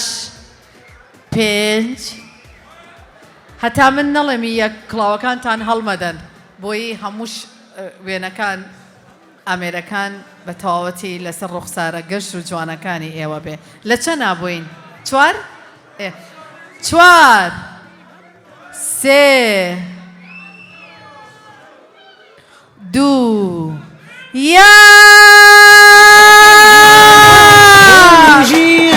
یاخۆ پیرۆستان بێ من لە ناو بە ناوی ئێواڵێم سپاس بۆ تۆ کوردستانم سپاس بۆ تۆ پایتەختەکەم سپاس بۆ تۆ ماڵباتەکەم سپاس بۆ تۆ پەیمانگایمان سپاس بۆ تۆ حکوومەتەکەم سپاس بۆ تۆ نیشتیمانم سپاس بۆ تۆ مامۆستاکەم سپاس بۆ تۆ ماڵباتەکەم سپاسی یەک بە یەکتانەکەم سپاس وستایشی هەمووانەکەم سوێن بێ بە خودای گەورە خزمەتی هەمووان بکەم ڕێز و حورمەت و وەفام بۆ مامۆستاکانم بۆ ماڵباتەکەم بۆ حکوومەتەکەم بۆ هێزی پێشمەرگەی کوردستان بۆ هەموو ئەو هێزە ئەمنیانەی کە شەو و ڕۆژ لە خزمەتی ئەوەدان ئارامی بپارێزن سپاس بۆ تۆ بۆ کوردستانەکەم سپاس بۆ حکوومەتەکەم سپاس بۆ ماڵباتەکەم سپاس بۆ پەیمانگاکەم سپاس بۆ مامۆستاکەم سپاسی یەک بە یەکتانەکەم ستایش و ڕۆڵ و ماندووبوونی هەمووتانەکەم بەڵێ نەدەم خزمەتی یەک بە یەکتان بکەم خزمەتی خاک و هاڵا و خاکی پیرۆزی کوردستانمان بکەین سپاس بۆ ئێوە بۆ ئامادەبوونتان پیرۆستان بێ ڕۆژی دەرچوون مبارەک بێ بڕوانامە نوخشە بێ لە دوا ڕۆژی ڕۆن لە بڕوانامەی بەکالۆریۆس لە ماستەر لە دکتۆراژ هەزار جار پیرۆستان بێ جارێکی تر بە ناوی ئەکادمیای مادەوە پیرۆزباییتان لێکەین بەخێر هاتنتانەکەین پیرۆستان بێ هیوادارین ئەم کات و ساتە لە دەفتەری بیرەوەریەکانتان بە قەڵەمی زێر بینووسنەوە لە ئەلبومی وێنە جوانەکانتان ئەم وێنە تایبەتە هەڵبگرن شانازی پێوە بکەن جا ئەم ناوەندەمان بۆ چۆ بکەن ئاهەنگ بۆ ئێوە سازەکرێ هونەرمەندی ئازیز هونەرمەندی ناودار و دەنگ پڕخۆش هونەرمەند لەگەڵتان نابێت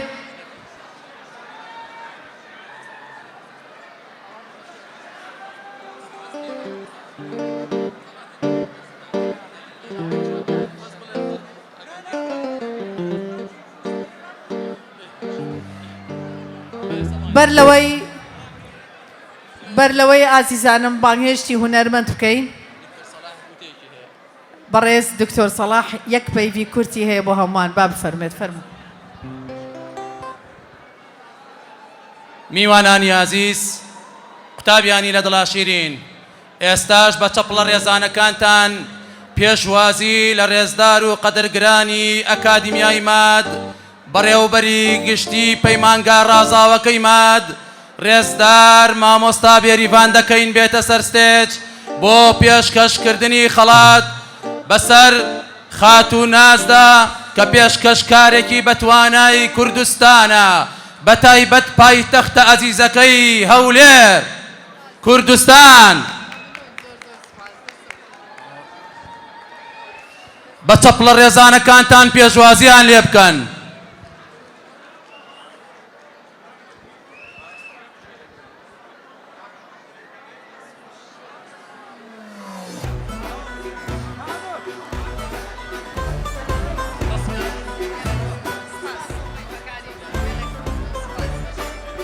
سپاس بۆ ئازیزان و بەڕێزانم سپاس بۆ مامۆستا بێریڤان سوپرایزێکی جوان بۆ گەلە گەلەک مەمنون سپاس دەرچوانی ئازیز یاخوا پیرۆستان بێ مامۆستایانی بەڕێز ئێوەشمان تو نەبوون دایکان و باوکان ئەم ڕۆژەتان لێ مبارەک بێ پیرۆستان بێ ئەم کات و ساتەش ئێوە ئەمڕۆنەوەکانتان کوڕەکانتان کچەکانتان ئاهەنگی دەرچوونی بۆ سازکرا ئێوە لە هەموو کەس دڵخۆشترن خانەواتە و ماڵباتی دەرچوان جا ئێستا ئاهەنگەکەمان دەست پێکات هونەرمەندی دەنگخۆش هونەرمەندی ئازیز ئەمڕۆ بە گۆرانیەکانی بە ئاوازەکەی بە هەیەجان و خۆشەویستی بۆ ئێوە پیرۆزباییتان لێکات ئەمڕۆ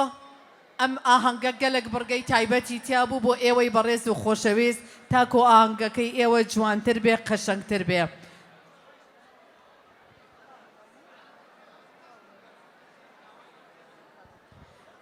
ئێساش داوا لە هونەرمەندی ئازیز هونەرمەند سیپان هەرکیەکەین با بفەرمێت ئەو ئاهەنگە زیاتر بڕازێنێتەوە سپاسی دەکەم خانمی هێژا بفەرموو ئەمڕۆ بۆ ئێوەش سپرایزە و بۆ منیش هەم خەڵات بۆ من هاتبوو سپاس هەم چەپکیە گوڵیش لەلایەن ئەو خانمەوە گەلە گەلەک سپاس سپاس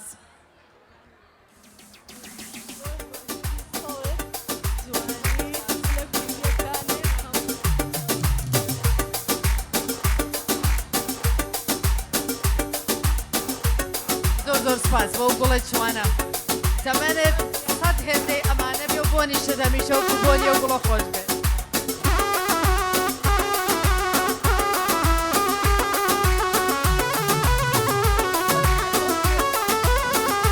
سپاس بۆ گوڵە جوانەکانتان دەستی خۆش بۆزێتی کێشاوە یاخوا هەر لە خۆشییا بن خۆی گەورە هەر شیرینی خۆش بەسە زۆر زۆر سپاس مەمنون گەلێک مەمنونم سپاس خۆش بەسە زۆر زۆر سپاس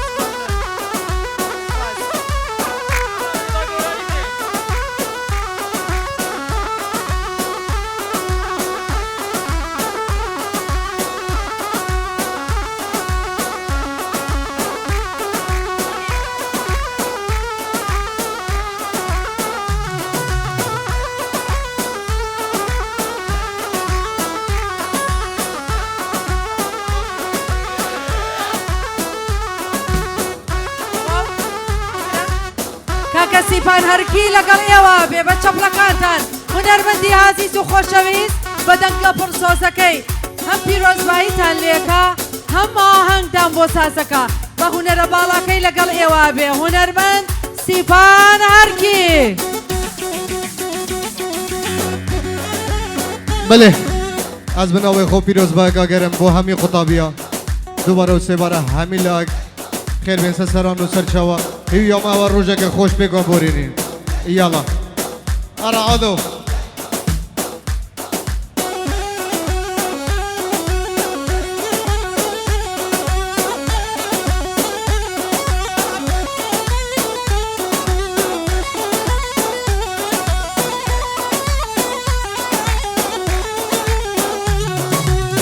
وای وای وای وای وای وای یاره جزیه خوب بردان بردان ملو جانی جزیه خوب بردان بردان ملو آیا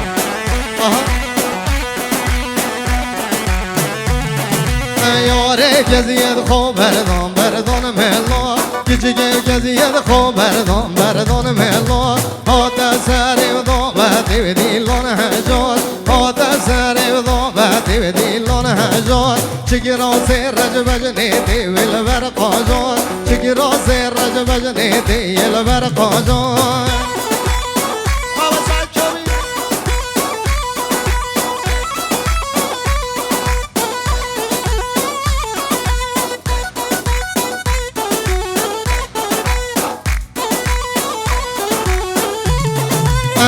موقيلي بس يوتا يا قدري وجيرون موقيلي بس يوتا يا قدري وجيرون يا قدري ونزوني اللي بدا الصندوق يا قدري ونزوني اللي بدا الصندوق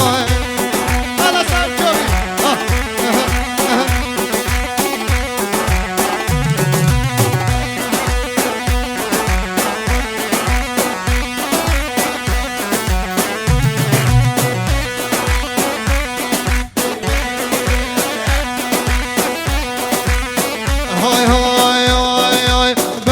بجنو دنيا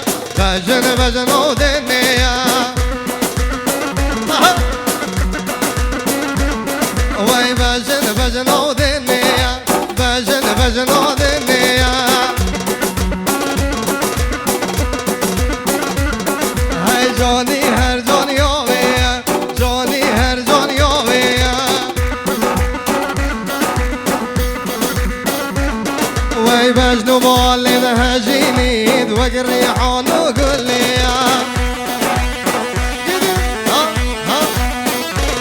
هاي بجنو بالي هجيني وقريحون وقول لي عافية عودة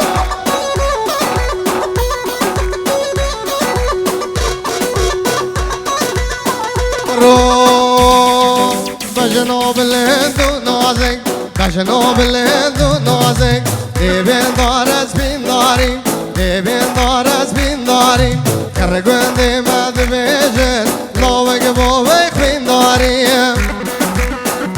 ها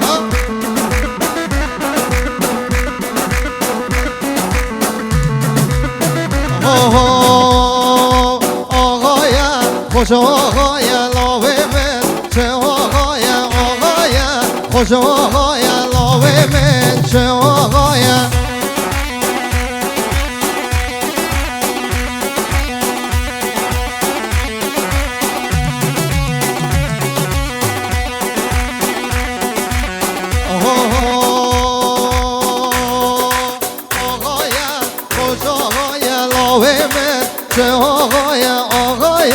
خوش آقایا لاوی من چه آقایا آقای دهگون دایا لاوی من خوش آقایا آقای دهگون دایا لاوی من خوش آقایا هلا هلا هلا هلا هلا ساچوبی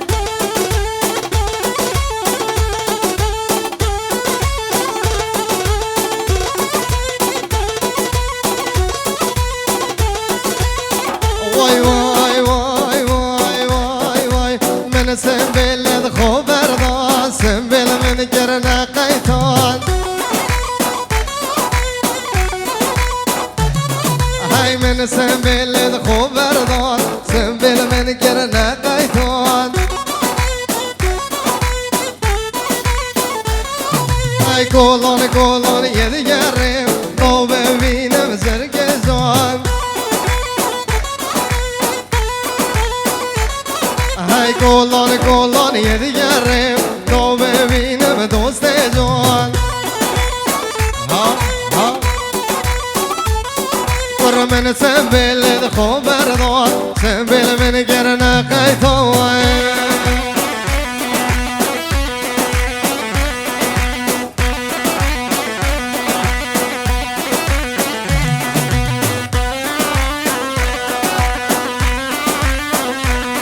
هاي هبلند بلند يا بجنوت بلند يا هبلند بلند يا بجنوت بلند يا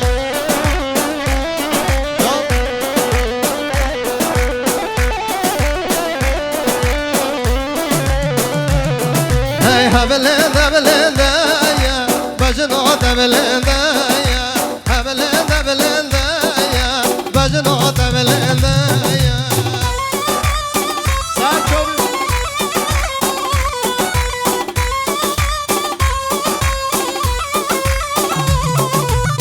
بجناد و صامية هوار جبل دايا بجناد و صامية هوار جبل دايا هبل دايا بجناد هبل دايا هبل دايا بجناد هبل دايا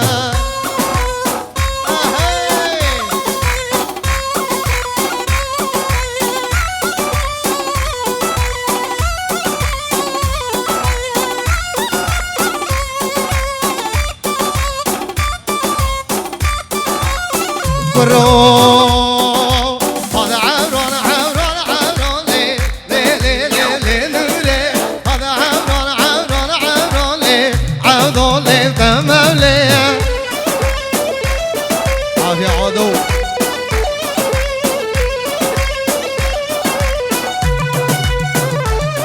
هاي هذا عبران عبران عبران لي لي لي لي لي نوري هذا عبران عبران عبران لي عودو لي وتمام لي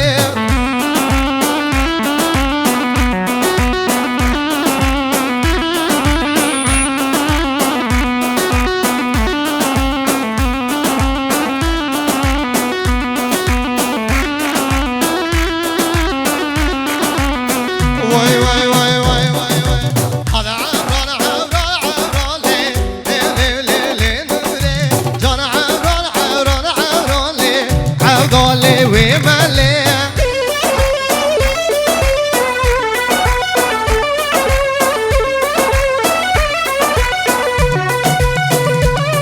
هاي هذا عبري موزن صاني لي لي لي لي نوري هذا عبري موزن صاني لي عودو لي تمام لي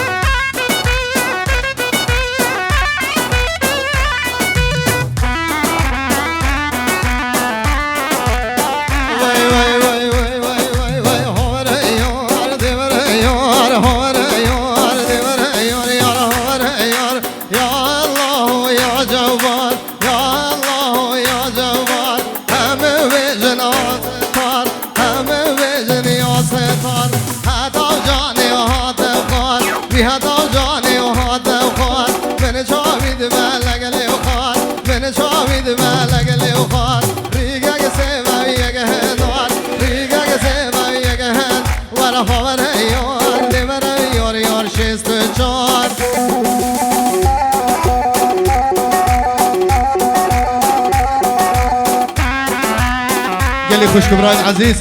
دوات خوبك انا قيليش بلا هم بينا قوانري دوات خوبك انا قيليش دا هم بينا دواتي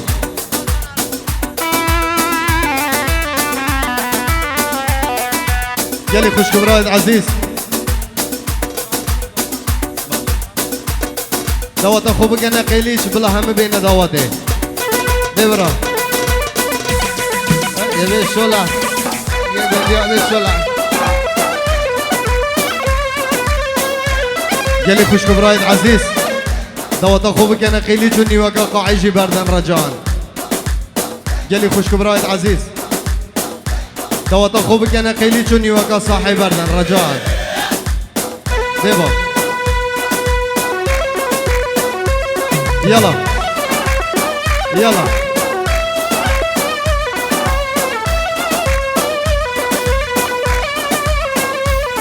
هاي پوره دلالا من سورا پوره حوالا من سورا پوره دلالا من سورا پوره حوالا من سورا پاشی یا خلقی به مورا ششنا گل یا چه زورا پاشی یا خلقی به مور ششنا گل یا چه زورم دایه حوالا من برن بابا حوالا من برن دایه حوالا من برن بابا حوالا من برن ورانه آسه گرن عزیز و عدل من برن ورانه آسه گرن عزیز و عدل من برن ها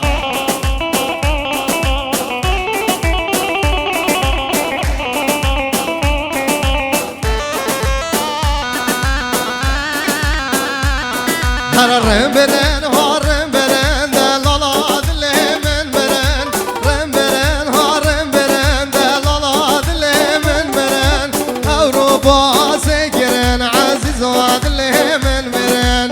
ورانه آسکرن عزیز و دل من برن یلا آها آها خوش یا قطابی آها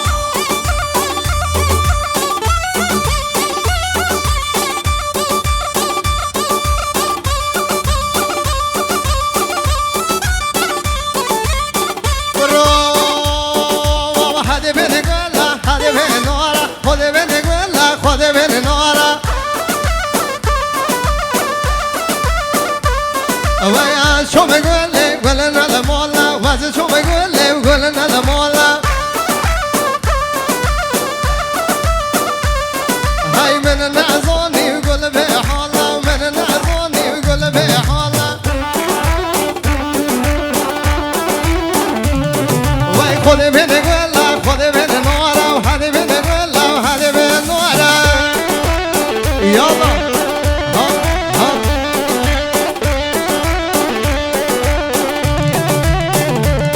ويوا شو يقول لي قولنا لمولا هذي من قولة هذي من نورة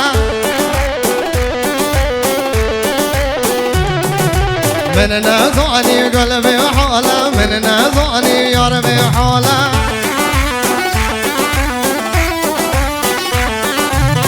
وي وي وي وي وي وي وي وي وي وي وي وي وي دنگ تهلينا وبابم دنگ تهلينا وبابم بلا بند حالي نوبم بلا بند حالي نوبم سينگ دماغي شكلاوي سينگ دماغي شكلاوي هذا شمسنا رامم سينگ دماغي شكلاوي هذا شمسنا رامم هذا شمسنا رامي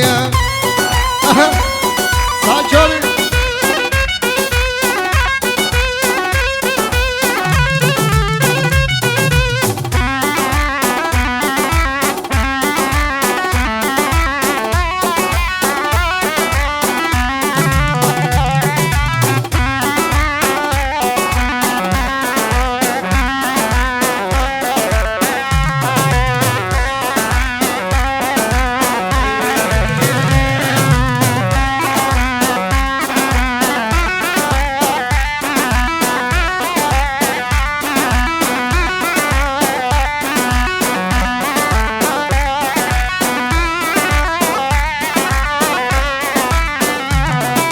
يلي خوش كبرايت عزيز دوت اخو بكن الصوراني بس بكن هيك دوت رجان بكن الصوراني هذا الله الله يلا دي دي دي دي دي ها داي يك شاي بابا يك شاي او يك شاي باش داي داي داي داي داي يا هات هات أصل داي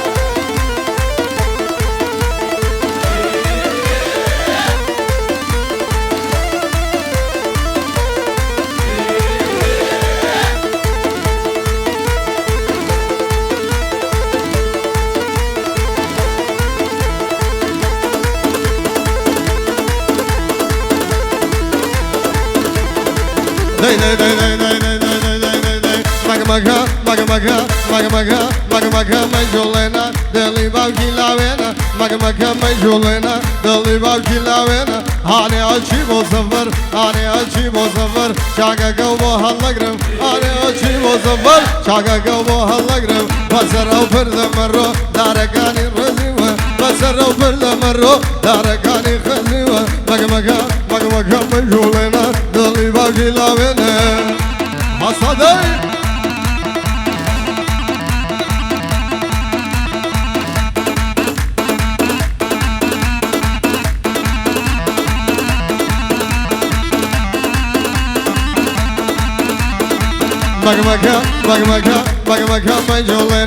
Magmaka majolena deli bavki lavena magmaka majolena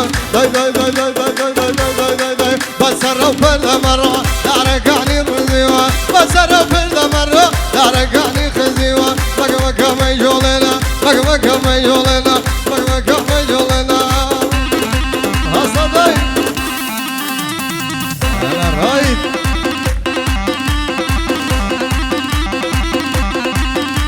يلا حمام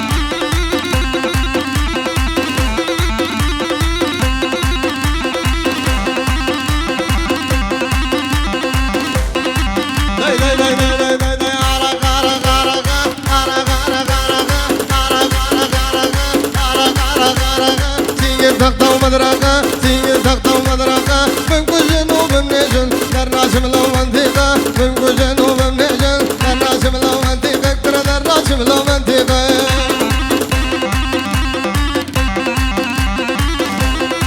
أصدقائي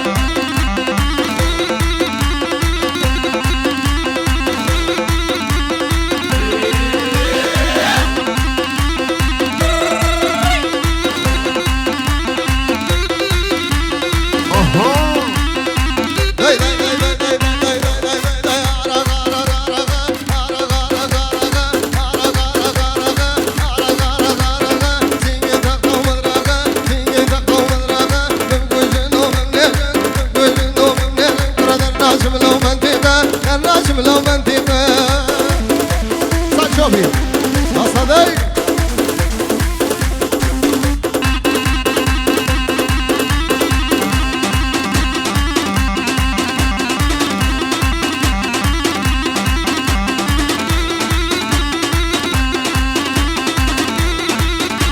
بله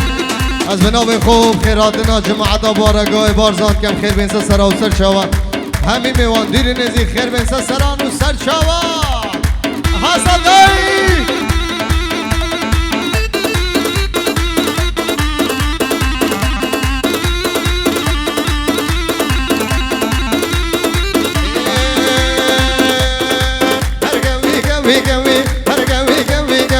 هورازي بلندو نوي هورازي بلندو نوي بلا عرض مني بلا عرض مني شل جبان كوي بلا عرض مني شل جبان كوي هرقوي كوي كوي هرقوي كوي كوي هورازي بلندو نوي هورازي بلندو نوي بلا عرض مني بلا عرض مني والله جبان كوي والله جبان كوي أصدقائي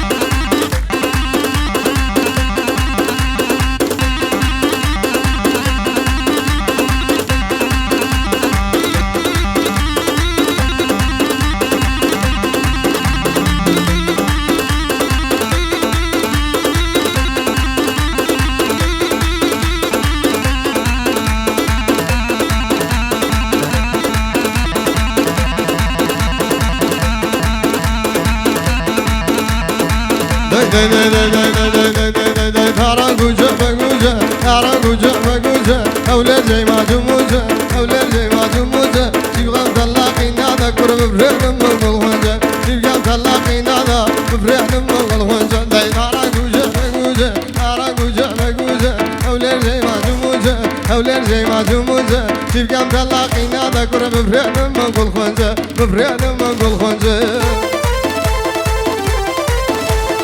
خير هادنا باقی بارزانی بکینو یه میوانید گل ده همی بارزانی هم خیر بین سر و سر شوا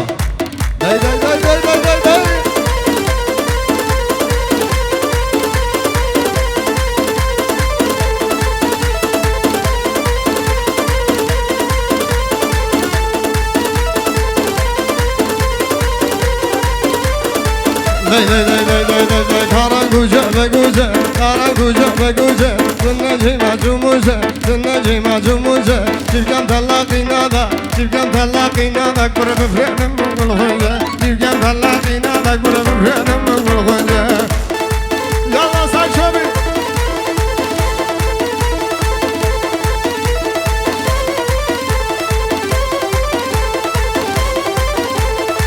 دی دی دی دی دی دی دی لجوا بغلي لجوا لجوا برا لجوا لباغا كي خجوا لجوا بغلي لجوا لجوا برا لجوا لباغا كي خجوا لاقي شيري بدوا لاقي شيري بدوا فقد من ضلي بوا فقد من ضلي بوا يا أصدق عادل ريميكس لوب ريميكس داي داي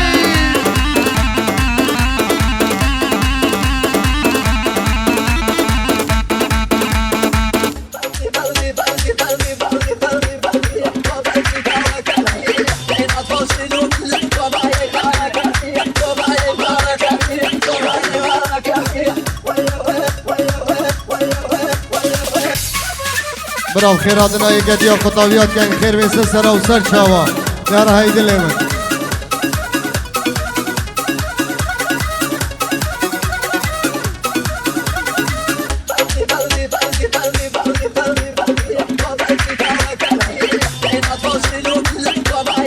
برا از بناوی خوب خیراتنا همین گنجل هر گیات کن خیر بیسه سر و سر چاوا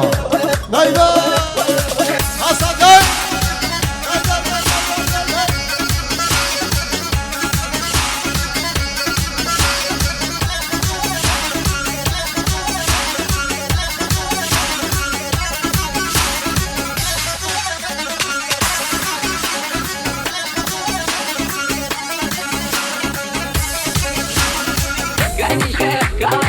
حسادي سرچابی سرچابی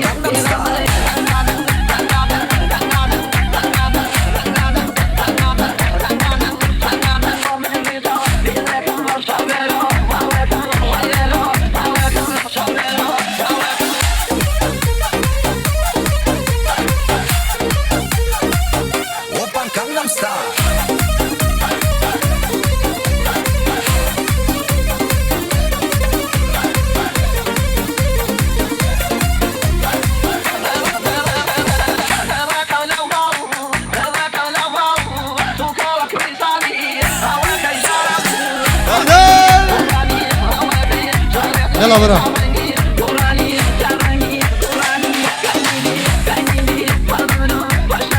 جلي تشكو براد عزيز